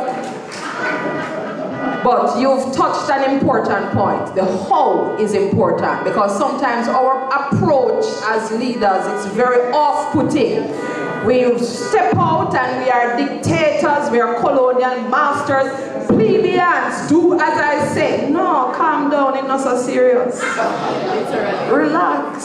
So the idea of partnership and allowing the students to feel as if they are a part of the process. That is how you get them to buy into the policies, because you develop the culture of ownership and they don't feel as if this policy is something that they need to rebel against, and every day they rise up there in rebellion mode. So we really have to be conscious about the processes that we undertake to ensure that the students develop the school pride that has been mentioned. One of the schools that stand out when it comes to school pride in this region is Monroe. When the Monroeans come, you know, see we have a past Monroean sitting down. Yes, man. It could hot like 96 degrees in the shade when they step out in their blazers with their heads held high and they command attention. So the point that was expressed earlier about Miss Carr, by Miss Carr is very important. That instead of being distracted with what happens elsewhere, look at the culture that you should be owning and being proud of it. So it's really a key point that has been expressed. All right. Audience, yes, we have a question. Good afternoon, everyone. Good afternoon.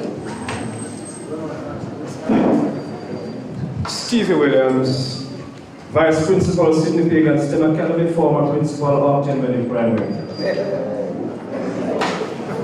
While I listened to all the conversation, it dawned on me a bit that while I burned like in a game of bingo for that number 9 to win the cash prize, I was not getting that call. But after being agitated a bit, I would have heard Madam Carr to touch on it a bit. That we have been having this discussion from policy, implementation, results. I'm not hearing the results. I'm really not hearing the results. And that is where I think we would want to go or should be going. Because when anything happens in a school, a parent is disgruntled about a child being locked out for some breaking of a rule, etc., etc., it becomes public knowledge. Huh? And schools are in most times mastered for that. But then there is no gatekeeper to say to the public that, look, the schools have set certain standards that are not necessarily about rules or whether the pants nice or you're supposed to be looking great or attractive at school. That's not the purpose of school, but that you're in school to benefit from certain things. And if the schools are saying, this is the kind of citizen that we want to create, then the schools ought to be given that leverage, guided by policy, to so do. And if you have a privilege to have your child in that particular space, into that particular cultural, creative space, then you ought to be encouraging it by not wanting to break the rules and then thinking that you have a right to be breaking that rule. Yes. And that is the kind of a result orientation that I think I want to hear. All right, I was looking at all the things. I'm not hearing us thinking of, in spite of all the cultural diversities that come to the school being a melting pot. And at some point, we have to create that one single out of many, one person phenomenon within the school space. I am not seeing where we are driving to allow our students to understand that we are supposed to be striving for a Jamaica that seeks to meet Vision 2030. And all of this lawlessness is embedded in what we allow to happen at the school base. We allow our students to come to school anytime they wish, but we are forced if we say to them that, look, you should have been here from 8 o'clock, it is now 10 o'clock. Where were you? I need to have your parents being held responsible for where you were at this time. We're told that the child must be in school, must be in school, must be in school. They have a right to be in school. But where is the 90% asking of these students to hold their responsibility to be in school?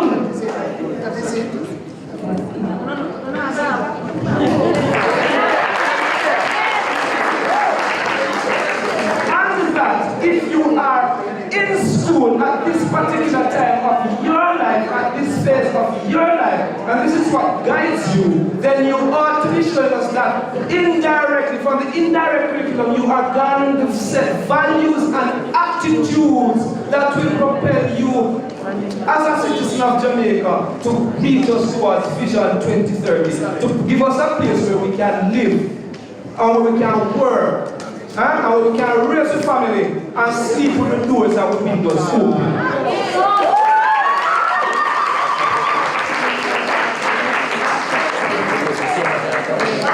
All right, Minister Williams will respond.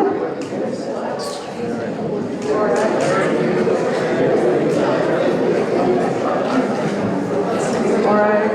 Can you hear me? Hello? All right, let's listen to the response. So, Mr. Williams, let me ask you, if your child in your home disobeys one of your rules, do you withhold food from that child? You don't. Go ahead, go ahead.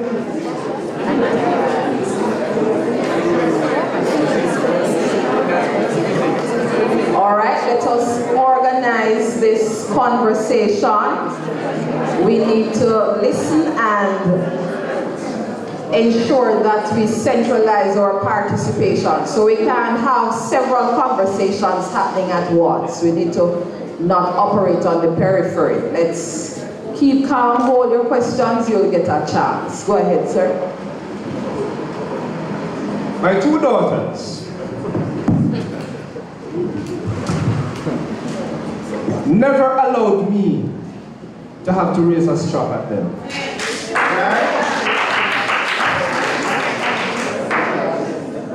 Reason being, I laid the ground rules in my home for my children to reflect. And I can share, Madam Minister, there was a point, they know, if they say, Daddy, can I go with my grandma? And I said, no. They ask no further question. But if they ask their mom if they could go somewhere and she gives a negative answer, they would, but mommy, so and so and so and so. And then there came a point when she would send them to me. And I said, no, none of that.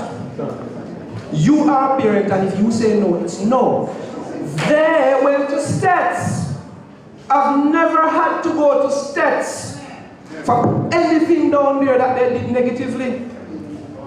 They then came to CTC under the guidance of Dr. Guards, and Doc, you can tell them they even started late because they were to go elsewhere, offshore. And then they decided that they wanted to be teachers. Good choice.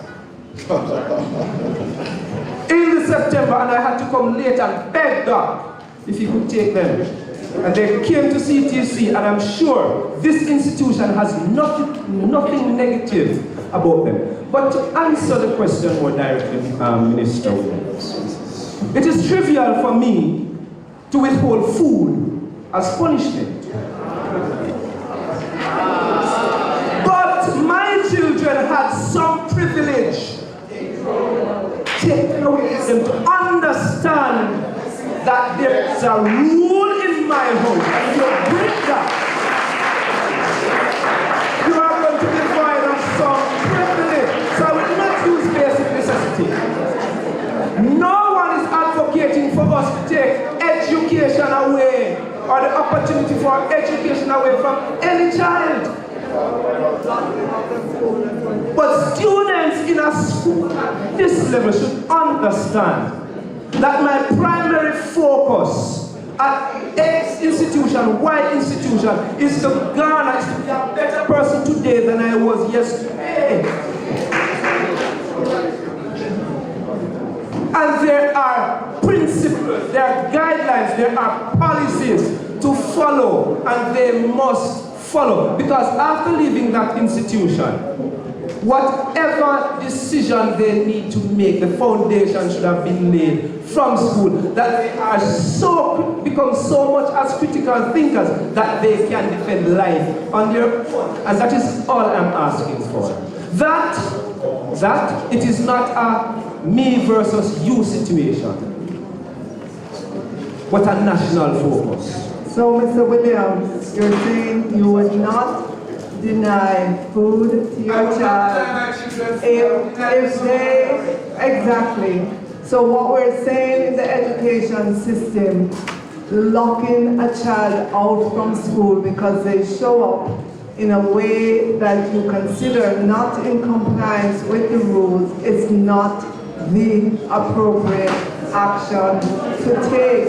And we have listed for our schools a number of other options. It cannot be just lock out. It cannot be, and as a ministry, we will not sit by and allow that to happen.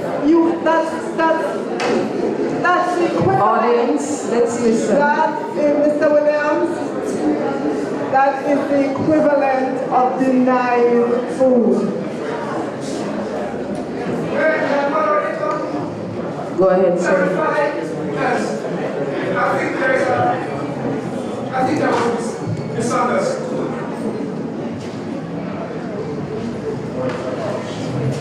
My point there was not about the essence of denying any child access or education. My point was about the end result, that when this happens, the school is lambasted for standing up for something, but never on the other side that parents are asked to be held accountable for ensuring that the child is at school on time.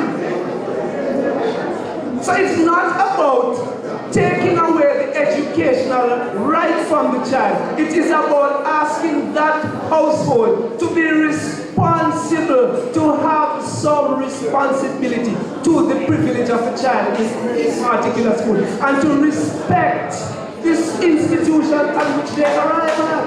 That is what I'm speaking about.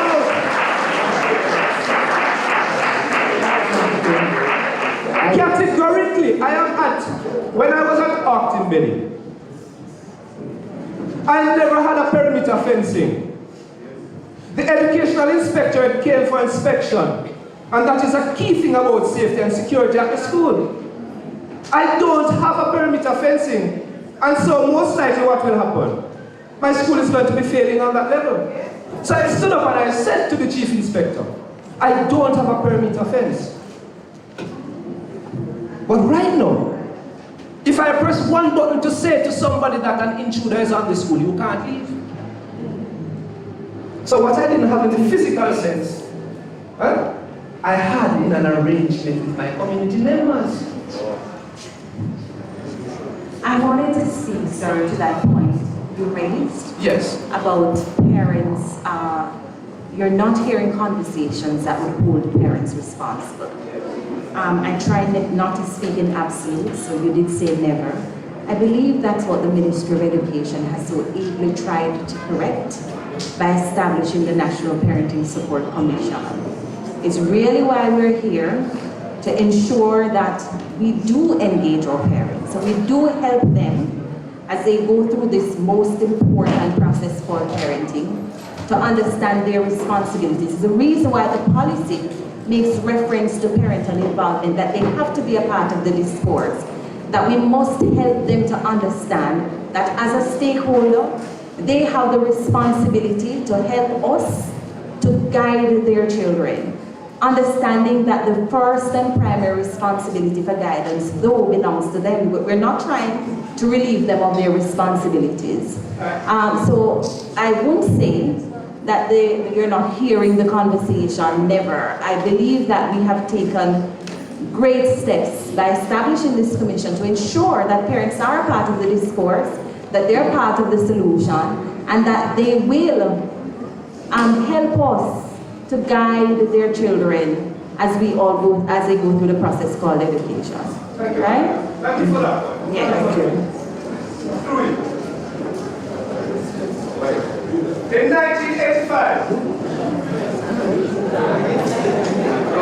In 1985, I traversed from that park, through that church cemetery, onto that stretch of land, into those buildings over there, Manchester High School.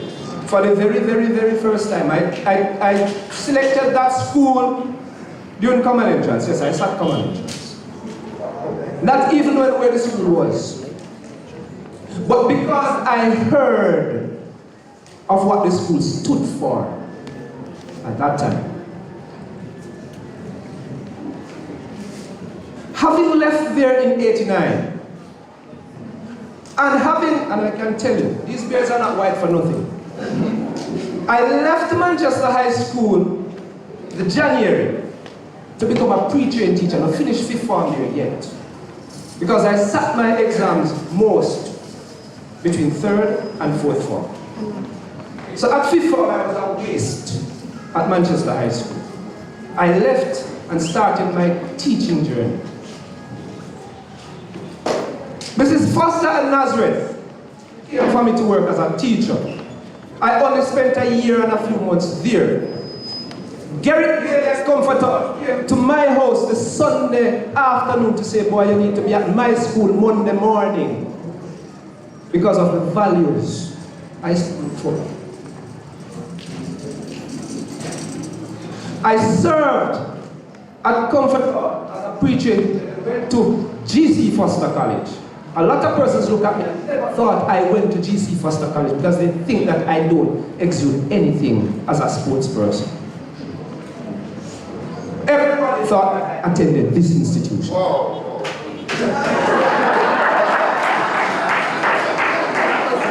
And I'm just giving a little. Sorry to sound so passionate about it. Right? In 2005, I was granted the opportunity to serve as a principal in a failing primary school. I went to that school. The following year, I sent up 9 students for GSAT. All 9 went to a traditional high school. Never happened in the school before. I never cheated my way. But it was based on sound principles of students coming to school and understanding what getting an education was. I served at that school until that school was transitioned and I was asked to go to Sydney Pagan to serve as a vice principal. Being there, my students are here, my dean is here, and she will tell you. When students see Stevie Williams, they move. Because they know what I stand for. Now, I have been in education for over 30 odd years to understand that parents at a certain level are never influential, or most times not influential in certain organizations. And here is where the rubber meets the road, where most of the indiscipline takes place. Let us see policies that do not take the principals and the schools at the upper, middle to upper level and work programs with them, but reach the schools where fail, and the schools in the areas where nobody now reach because it's remote, etc., etc. I'm sorry, Sir Graham. Thank you. And my esteemed colleague, Sir Wright. Sir Johnson would have served with me. Madam Minister, who I have a lot of respect for, to be sounding so passionate. That's fine. Education means a lot to me. And I would love to see our students accept certain values and attitudes. Thank you. So indeed we know that upholding values, attitudes, it's necessary and it's far-reaching as you express your experiences. I don't think that we are disagreeing though, you know. At the end of the day,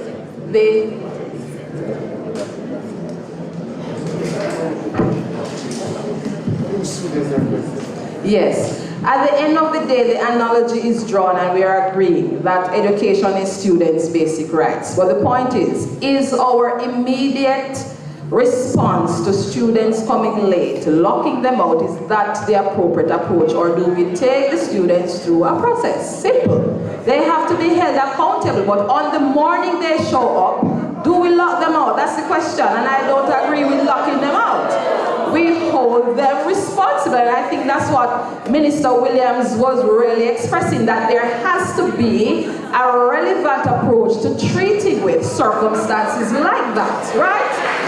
Right. Yes.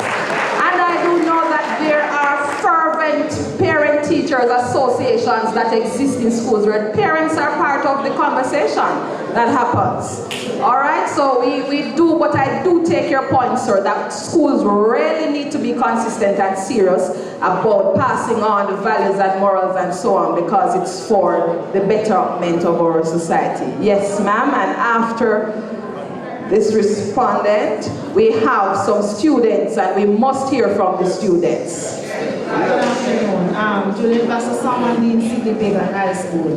Well, I'm going to let be made clear that City Pagan do not lock out students. I am the dean, and what I do, I catch them at the gate, and I have my cell phone in my hand every morning.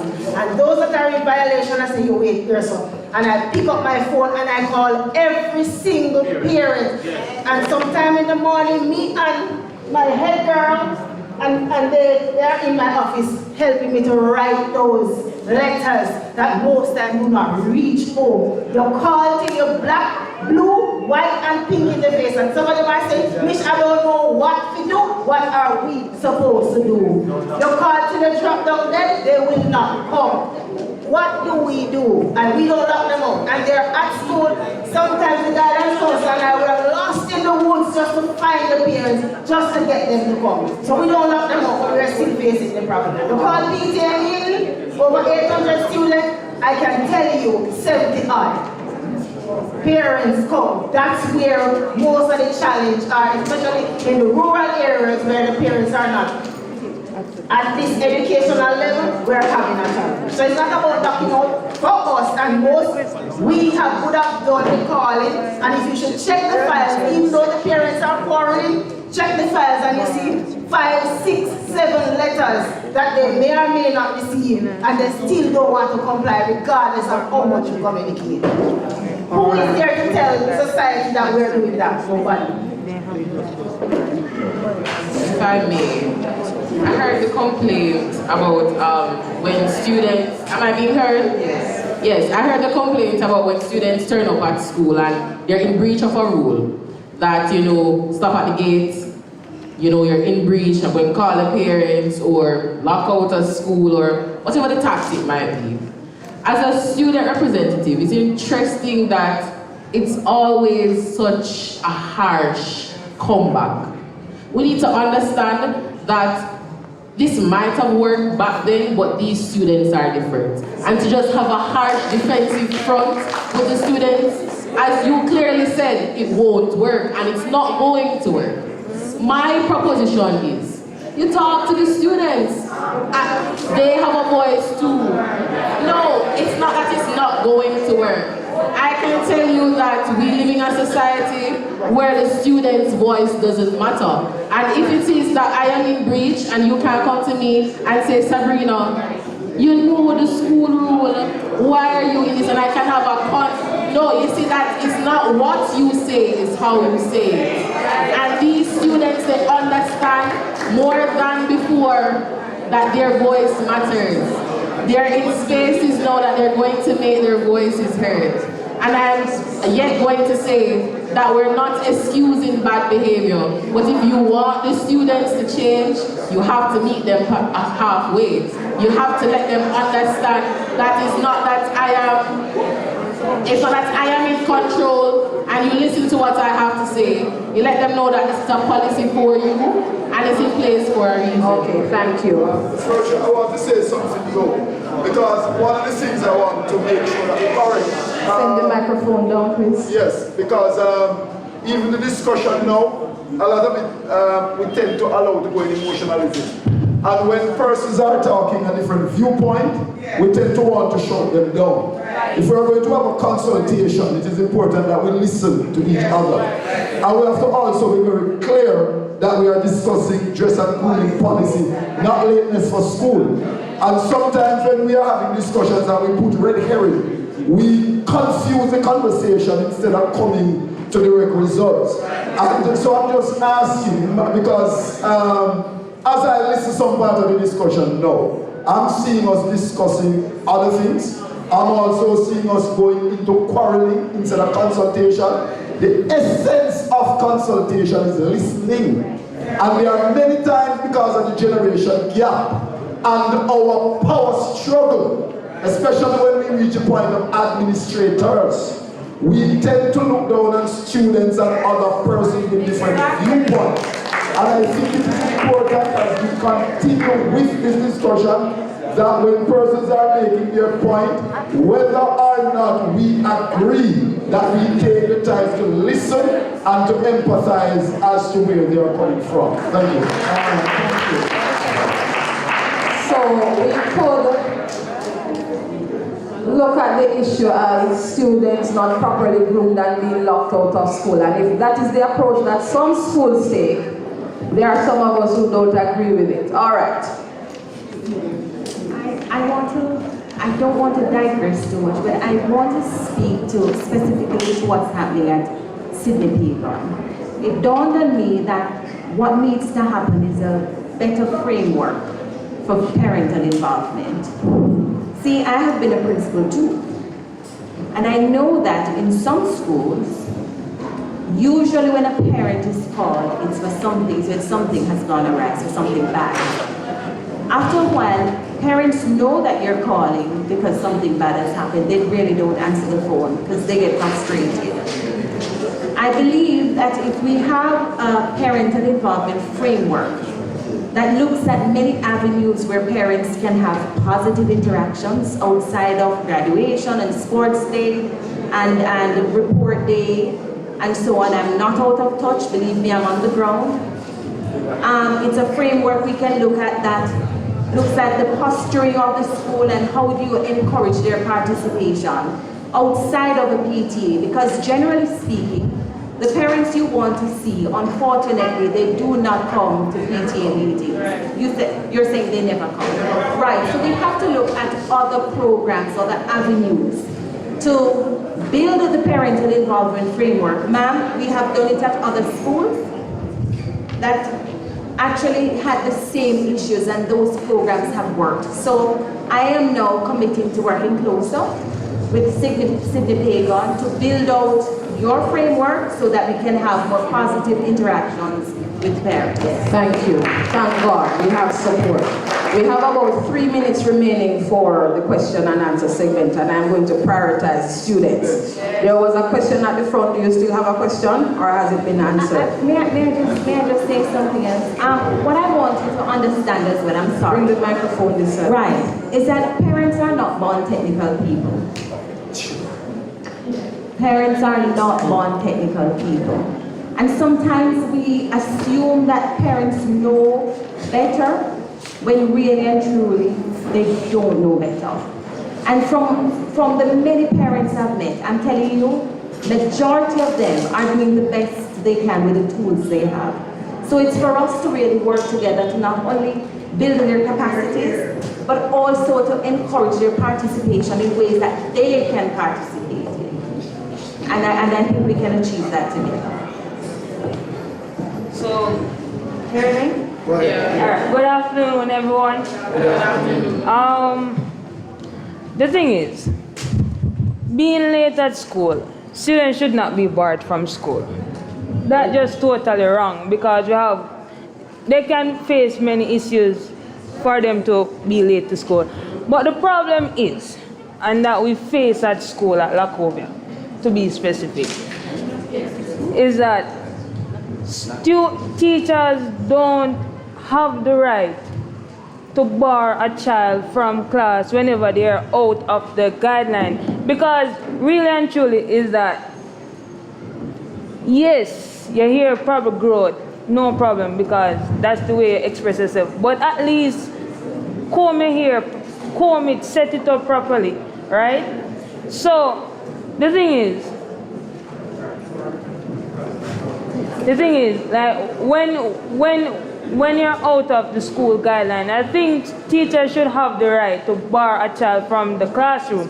And the reason being is that if you're supposed to go to a job interview, you have to act according to the job guideline and what the job needs for you. For you're supposed to enter into the army. You're here supposed to lawyer, you're supposed to groom properly, right?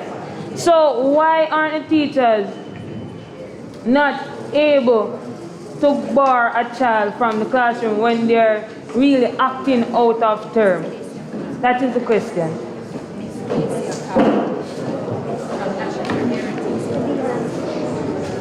To the student who is from Lacobia, I'm asking you and I'm asking all your colleagues, is barring the only thing that you can do?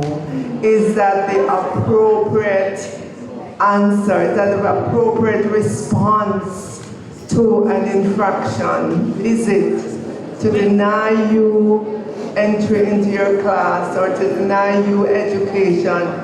Is it when you weigh it up relative to the infraction, does it weigh up? Are there other methods that you could use and teach a lesson that the child will understand? Are there? So other methods, we use other methods. It is futile completely, right? The thing is, Miss Honourable Fayval Williams, if you should go to your workplace, right, there are certain guidelines. And if, for instance, the security say, hey, you can't enter the premises, you're going to change, right? And if you don't change, there are certain consequences towards it, right? So at Lacobia and our other schools, we have tried other ways where we speak to students, we speak to their parents, but no change. So this only solution is bar that child from the classroom, because you have to learn from right here. So future-wise, you can become a better citizen. So I think students should be barred from classroom whenever they are overdoing it. Not saying on the first offense they should bar, but the third time come around, bar them, because those are the citizens for the future, right? So makes sense to take action from now. Okay. You're going to respond, Sabrina? Alright, so am I being heard? Come again. Alright. So wow. To be honest, I did not expect that. I'm just being quite frank. But I do understand the principle that you're saying. You're saying that they should be barred from the classroom because they're in constant breach, and every other method would have been futile. But my question is, you think that if every other method was futile, barring them out of school would change that? You see, we live in a society, and I did say before that when you make an excuse for bad behavior, things will happen. However, that solution doesn't necessarily warrant change. That person probably needs a one-on-one fix, because we do have persons who are going to be naturally rebellious. We're going to have persons who are going to be non-conformative to rules. But locking them out wouldn't be a proper solution in my stance.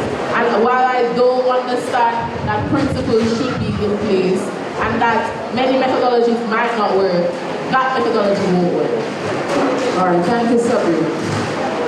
So what I am understanding is that the initial response should not be barring them. They turn up on a Monday morning at 8 o'clock and they are improperly groomed according to the school regulations. we do not lock them up, but due process needs to take place.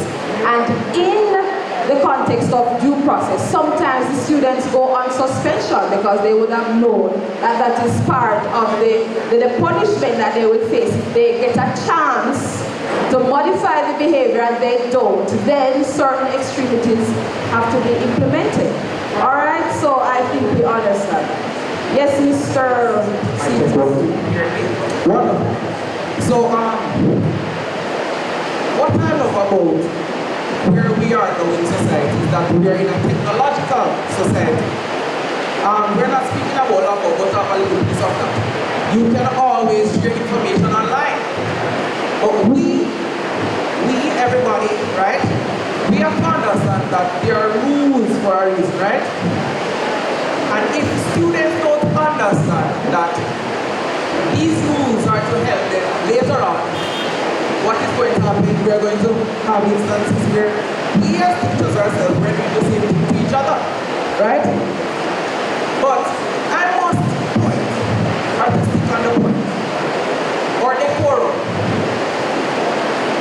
Do you see the way our principal or the principal walk? Right? Walk some level of dignity that is what just a political way, right? You have to tell them, not that, everybody they want. But once you allow them to understand the significance of Nazi society, that's when they pay attention. When you allow them to understand the significance of the quarrel, get it?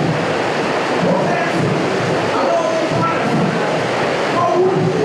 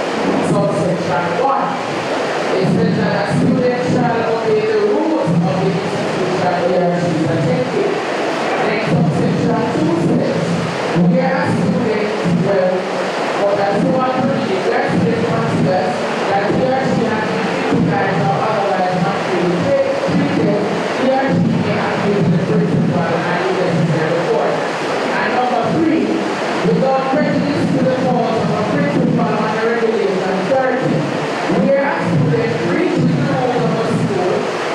if under normal and if after normal disciplinary action and counseling application, his or her behavior continues to be disruptive and waste of time and resources, the matter may be recommended to the principal by the principal president of the policy and recommendation.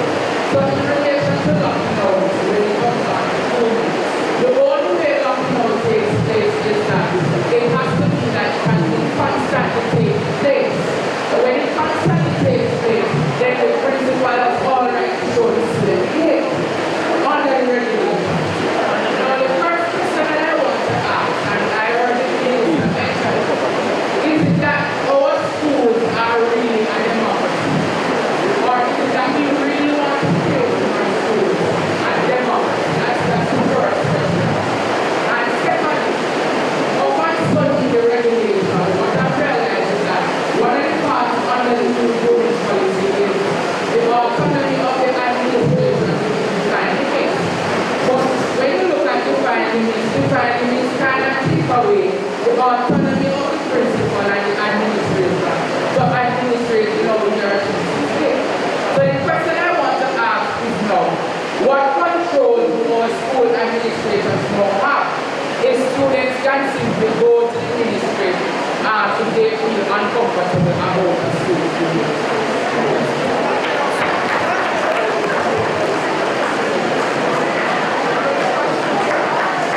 So let me see if I can encapsulate your question. You want to know if democracy truly exists in our schools, or are we now seeking to create the culture of democracy? I think the individual schools will have to respond to that after they have investigated their cultures, and if it doesn't exist, they know what to do. But the question about students' access to the Ministry of Education and their access to representation, is it a threat to leadership autonomy in the schools? What do you think, panelists?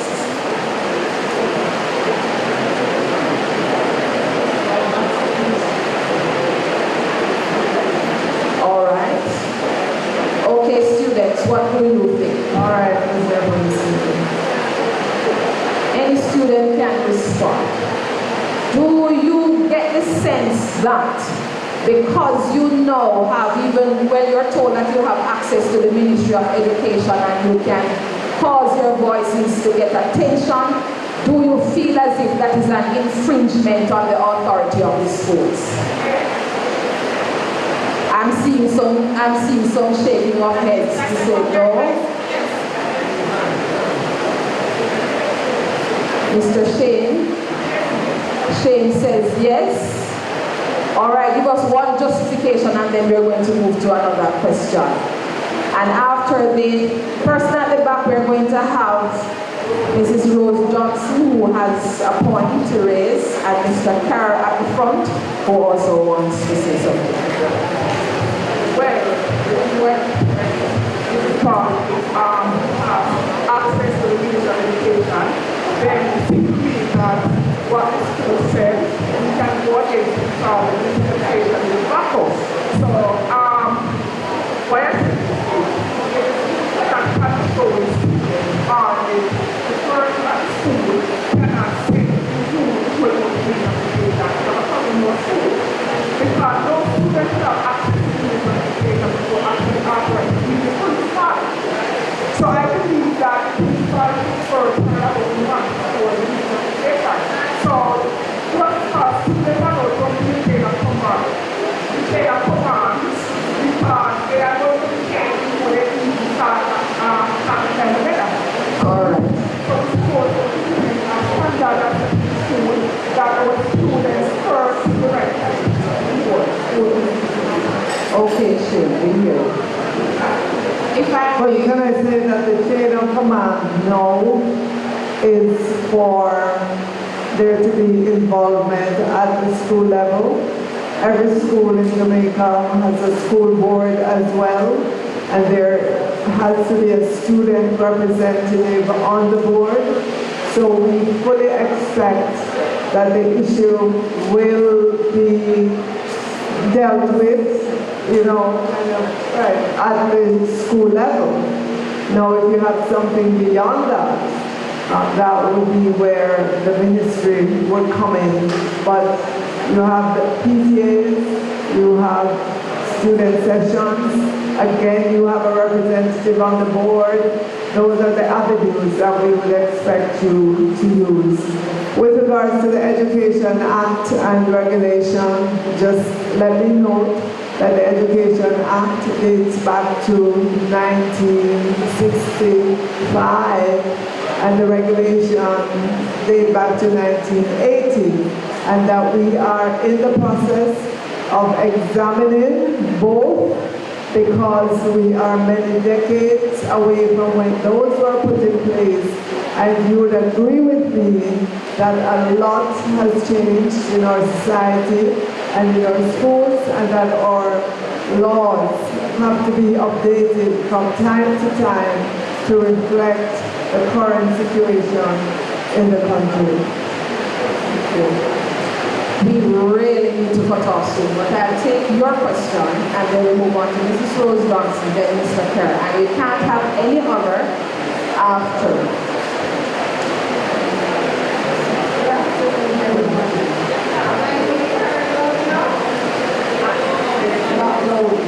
Okay, so I just want to start by saying I don't think good leaders lead by fear, and I realize that a lot of administrators tend to lead by fear. And it's really good leadership if students want to respect you because they fear you. And I also wanted to add on the point of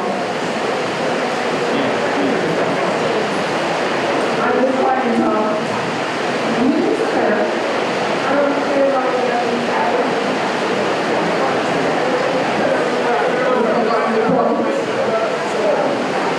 What about students' access to the ministry? Is that what you're Yes. I do not think it is an infringement on persons in authority, because what you realize is it is no secret that naturally persons in power, some of them will tend to abuse that power. And sometimes students in schools cannot get their voice heard because persons in authority don't think they matter. And I think being able to go to the ministry is actually beneficial for all students. It's like jobs, for instance. Let's say you have a CEO at the head. They might not know what's happening in the different branches across the nation, but if employees can go to them and be like, did you know that this is taking place? And then shame will come because maybe they have no idea. And I don't think it's anything on authority. As I said, there tends to be some abuse of power. And also on the barring students from the classroom. I think the question that we need to be asking, I get that we're talking about grooming, and a lot of the conversations that have been had today, they've been centered around what we call non-traditional schools. And based on my observations and experiences, what we realize is we only look at the surface, but there's a deeper issue underneath. The thing is, all these students in these non-traditional schools, they suffer from a lot of psychological issues. And when you check it out, they're coming from some broken homes, and it is no secret that in our society there's a lot of broken homes. And so we say, oh, they're rebellious, but why are they rebellious? Is it just because they want to break the rules?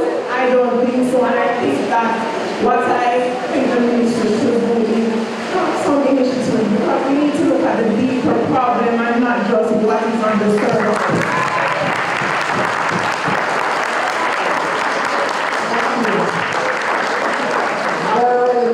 So the Ministry of Education is indeed there as an accountability body, quality assurance body. So it is twofold. Yes, students will get their representations because we do have circumstances. There is no school that is perfect, right?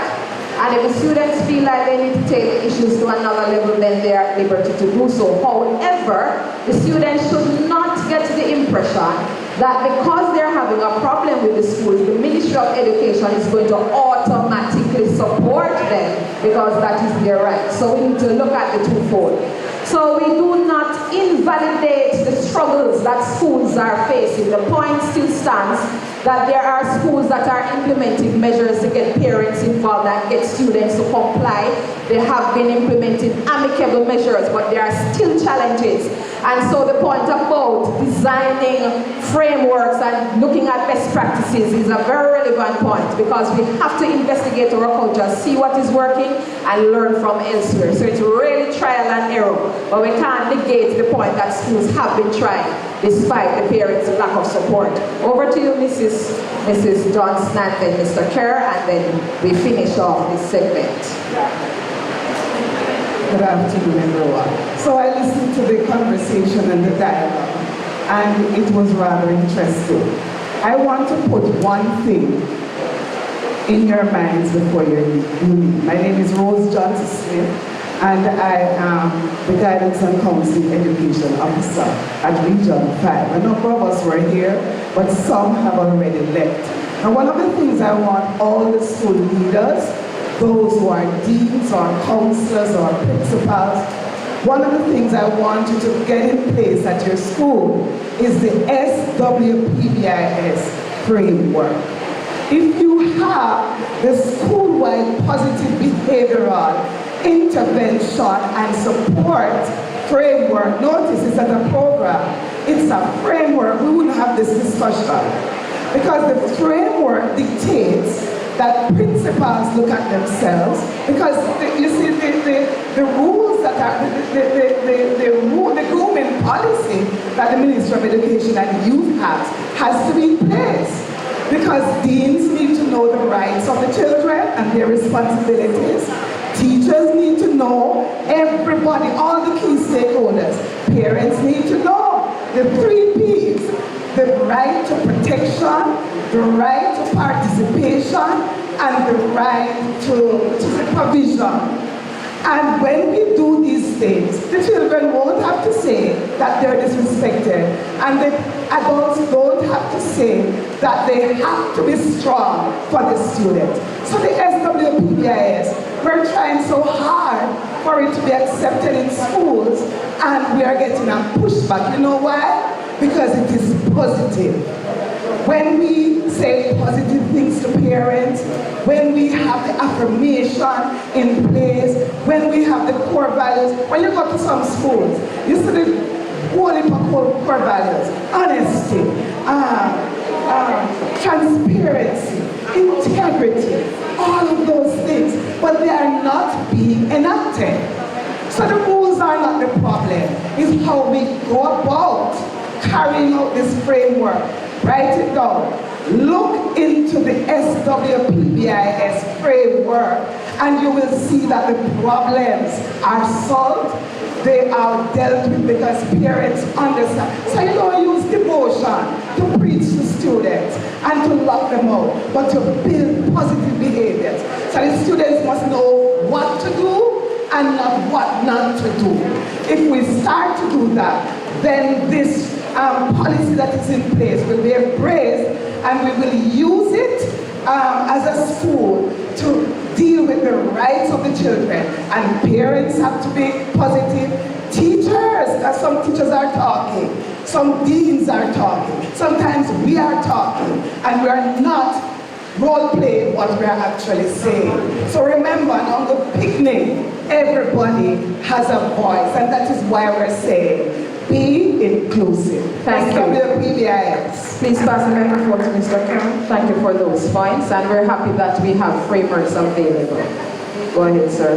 So I've been actively involved in the writing of this policy, with this consultation all over the country. We've spoken to students, we've spoken to parents, we spoke to principals, we spoke to bursars. We have a consultation to put this policy together. There's one thing in this policy that I want you to understand. No school has the right to lock out a student. I've been to school where there's an exam the same morning, and a principal said to a youngster, your hair is too tall. Go to the nearest barber shop and cut it. The exam is going on. Send a whole set of boys to get trimmed before they can go into the exam.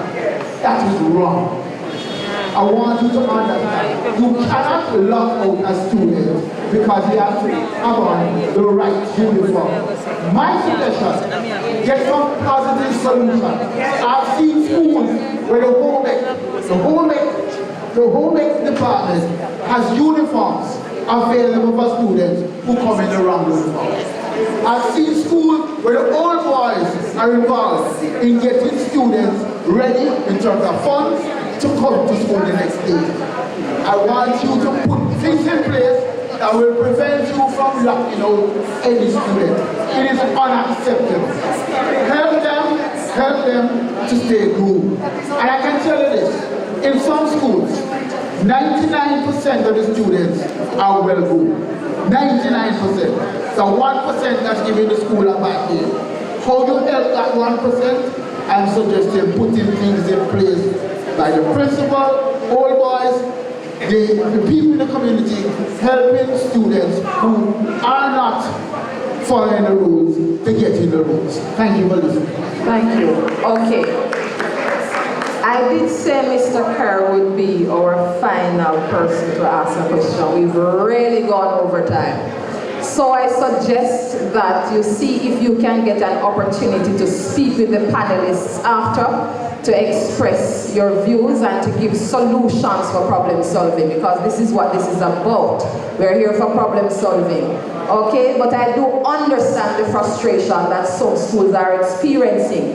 You have tried the measures, you have the uniforms in the human ecology department for them, and they don't want to wear them. It's a continuous struggle. So the question still remains, after we've done all we can, what else should we do? So we still need to participate in the conversation about problem solving. And it's not a one-size-fits-all. What works elsewhere may not work somewhere else. So we have to be attuned with our unique school cultures. But there are solutions available, and we just have to continue to try. We're moving into vote of thanks. And I just want to, thank you. I'm not doing the official vote of thanks, but I want to thank you for your participation in this conversation. And I invite the students who will be handing the gifts to our panelists. So Javon, you will hand to Honourable Fayval Williams. Xavier, you will hand to Mr. Leighton Johnson. Deja French, Mr. Linford Wright, Gabriel Lynch, Mr. Sean Graham, yes, Darnell Scott, you're going to hand to Miss Kerr, and Kevin Palmer, you will hand to Miss Sabrina Barks. Yes, so I invite our panelists to come at the front for a photo op, as you are handed your tokens of appreciation. And in the same breath, I invite Dr. Paul Smith, Director of the Church Teachers College Institute for Excellence in Leadership and Teacher Development, who will be moving the official vote of thanks. So panelists, I invite you to come to the lower level to receive your tokens of appreciation.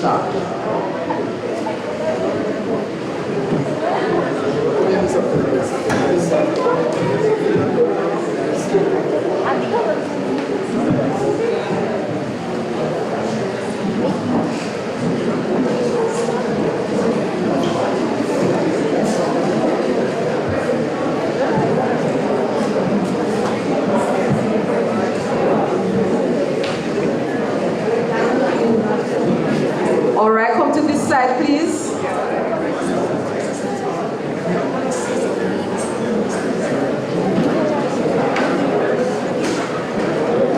Okay, Javon, you will give the token to Minister Williams.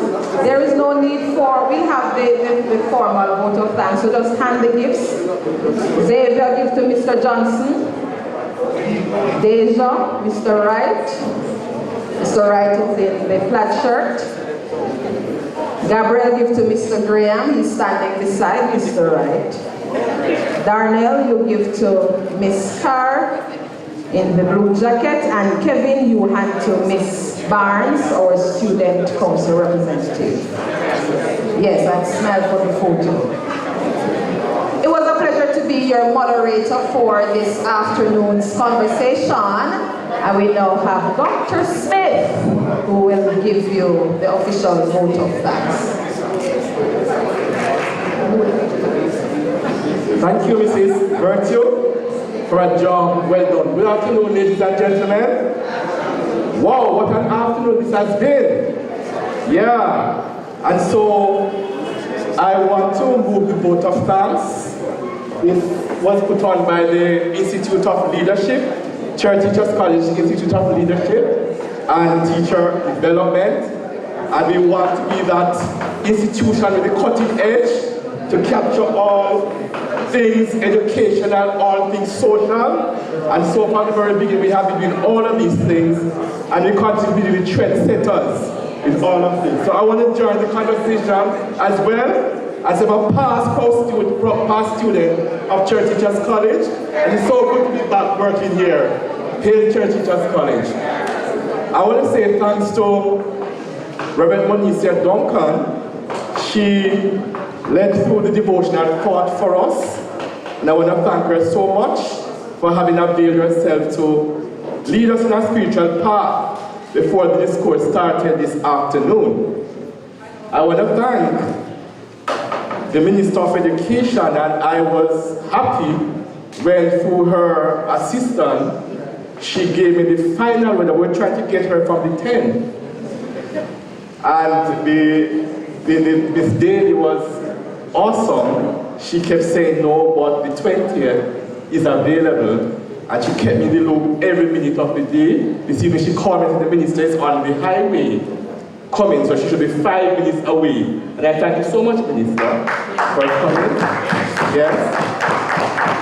And I thank you so much for shaking my hand this afternoon when you arrived. The first time I've shaken your hand, so I can go home. I won't wash my hand for now. Thank you, Minister.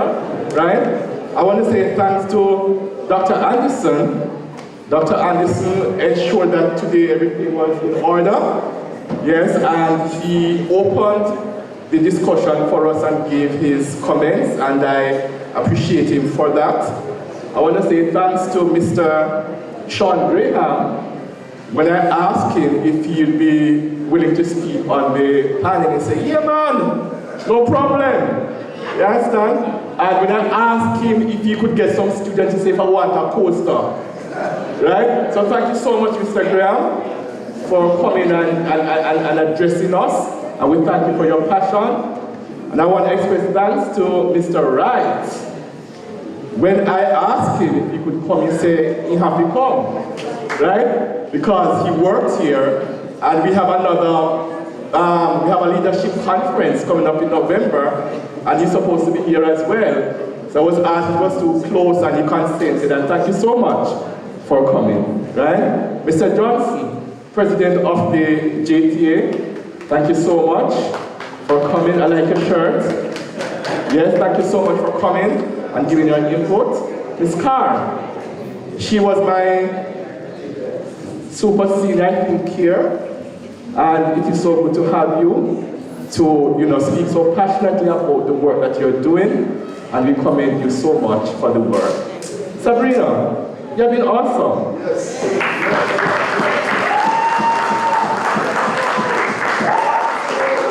I know you're a champion and you speak, and I really admire the passion you speak with, and I know that you have places to go. When I'm old and gray, I am looking forward to hearing more from you, and I'm not too far from there.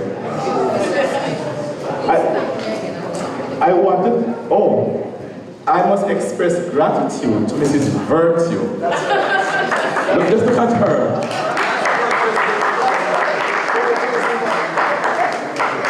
She has vibe, she has depth, and I just appreciate you so much for moderating and steering the program to us. Just look at her. I want to thank the media, GIS, TVJ, for covering this afternoon's program for us. And of course, the IT here at CTC, thank you so much. I want to thank the persons the schools that have been represented here today. Thank you so much.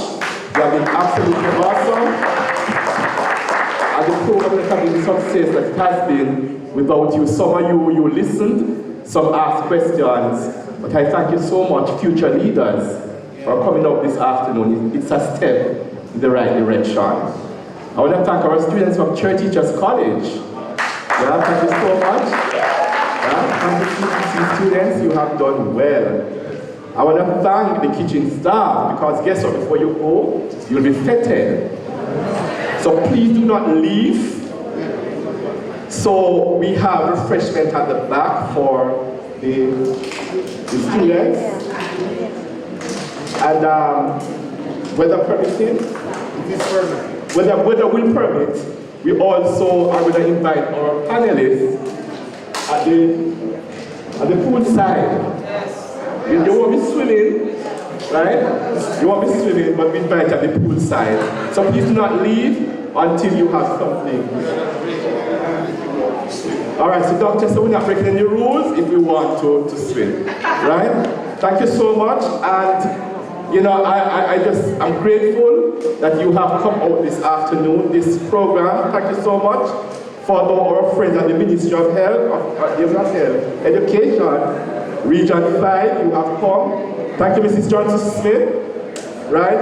I might have some relation to her, but I won't say anything else, but thank you so much for coming this afternoon. It has been an awesome experience, and we look forward to having more discussion, more discourses like this. Thank you so much, and have a beautiful rest of the evening. But before you go, I'm going to ask you to stand, and the national anthem will be played, and then we are free to have our refreshment.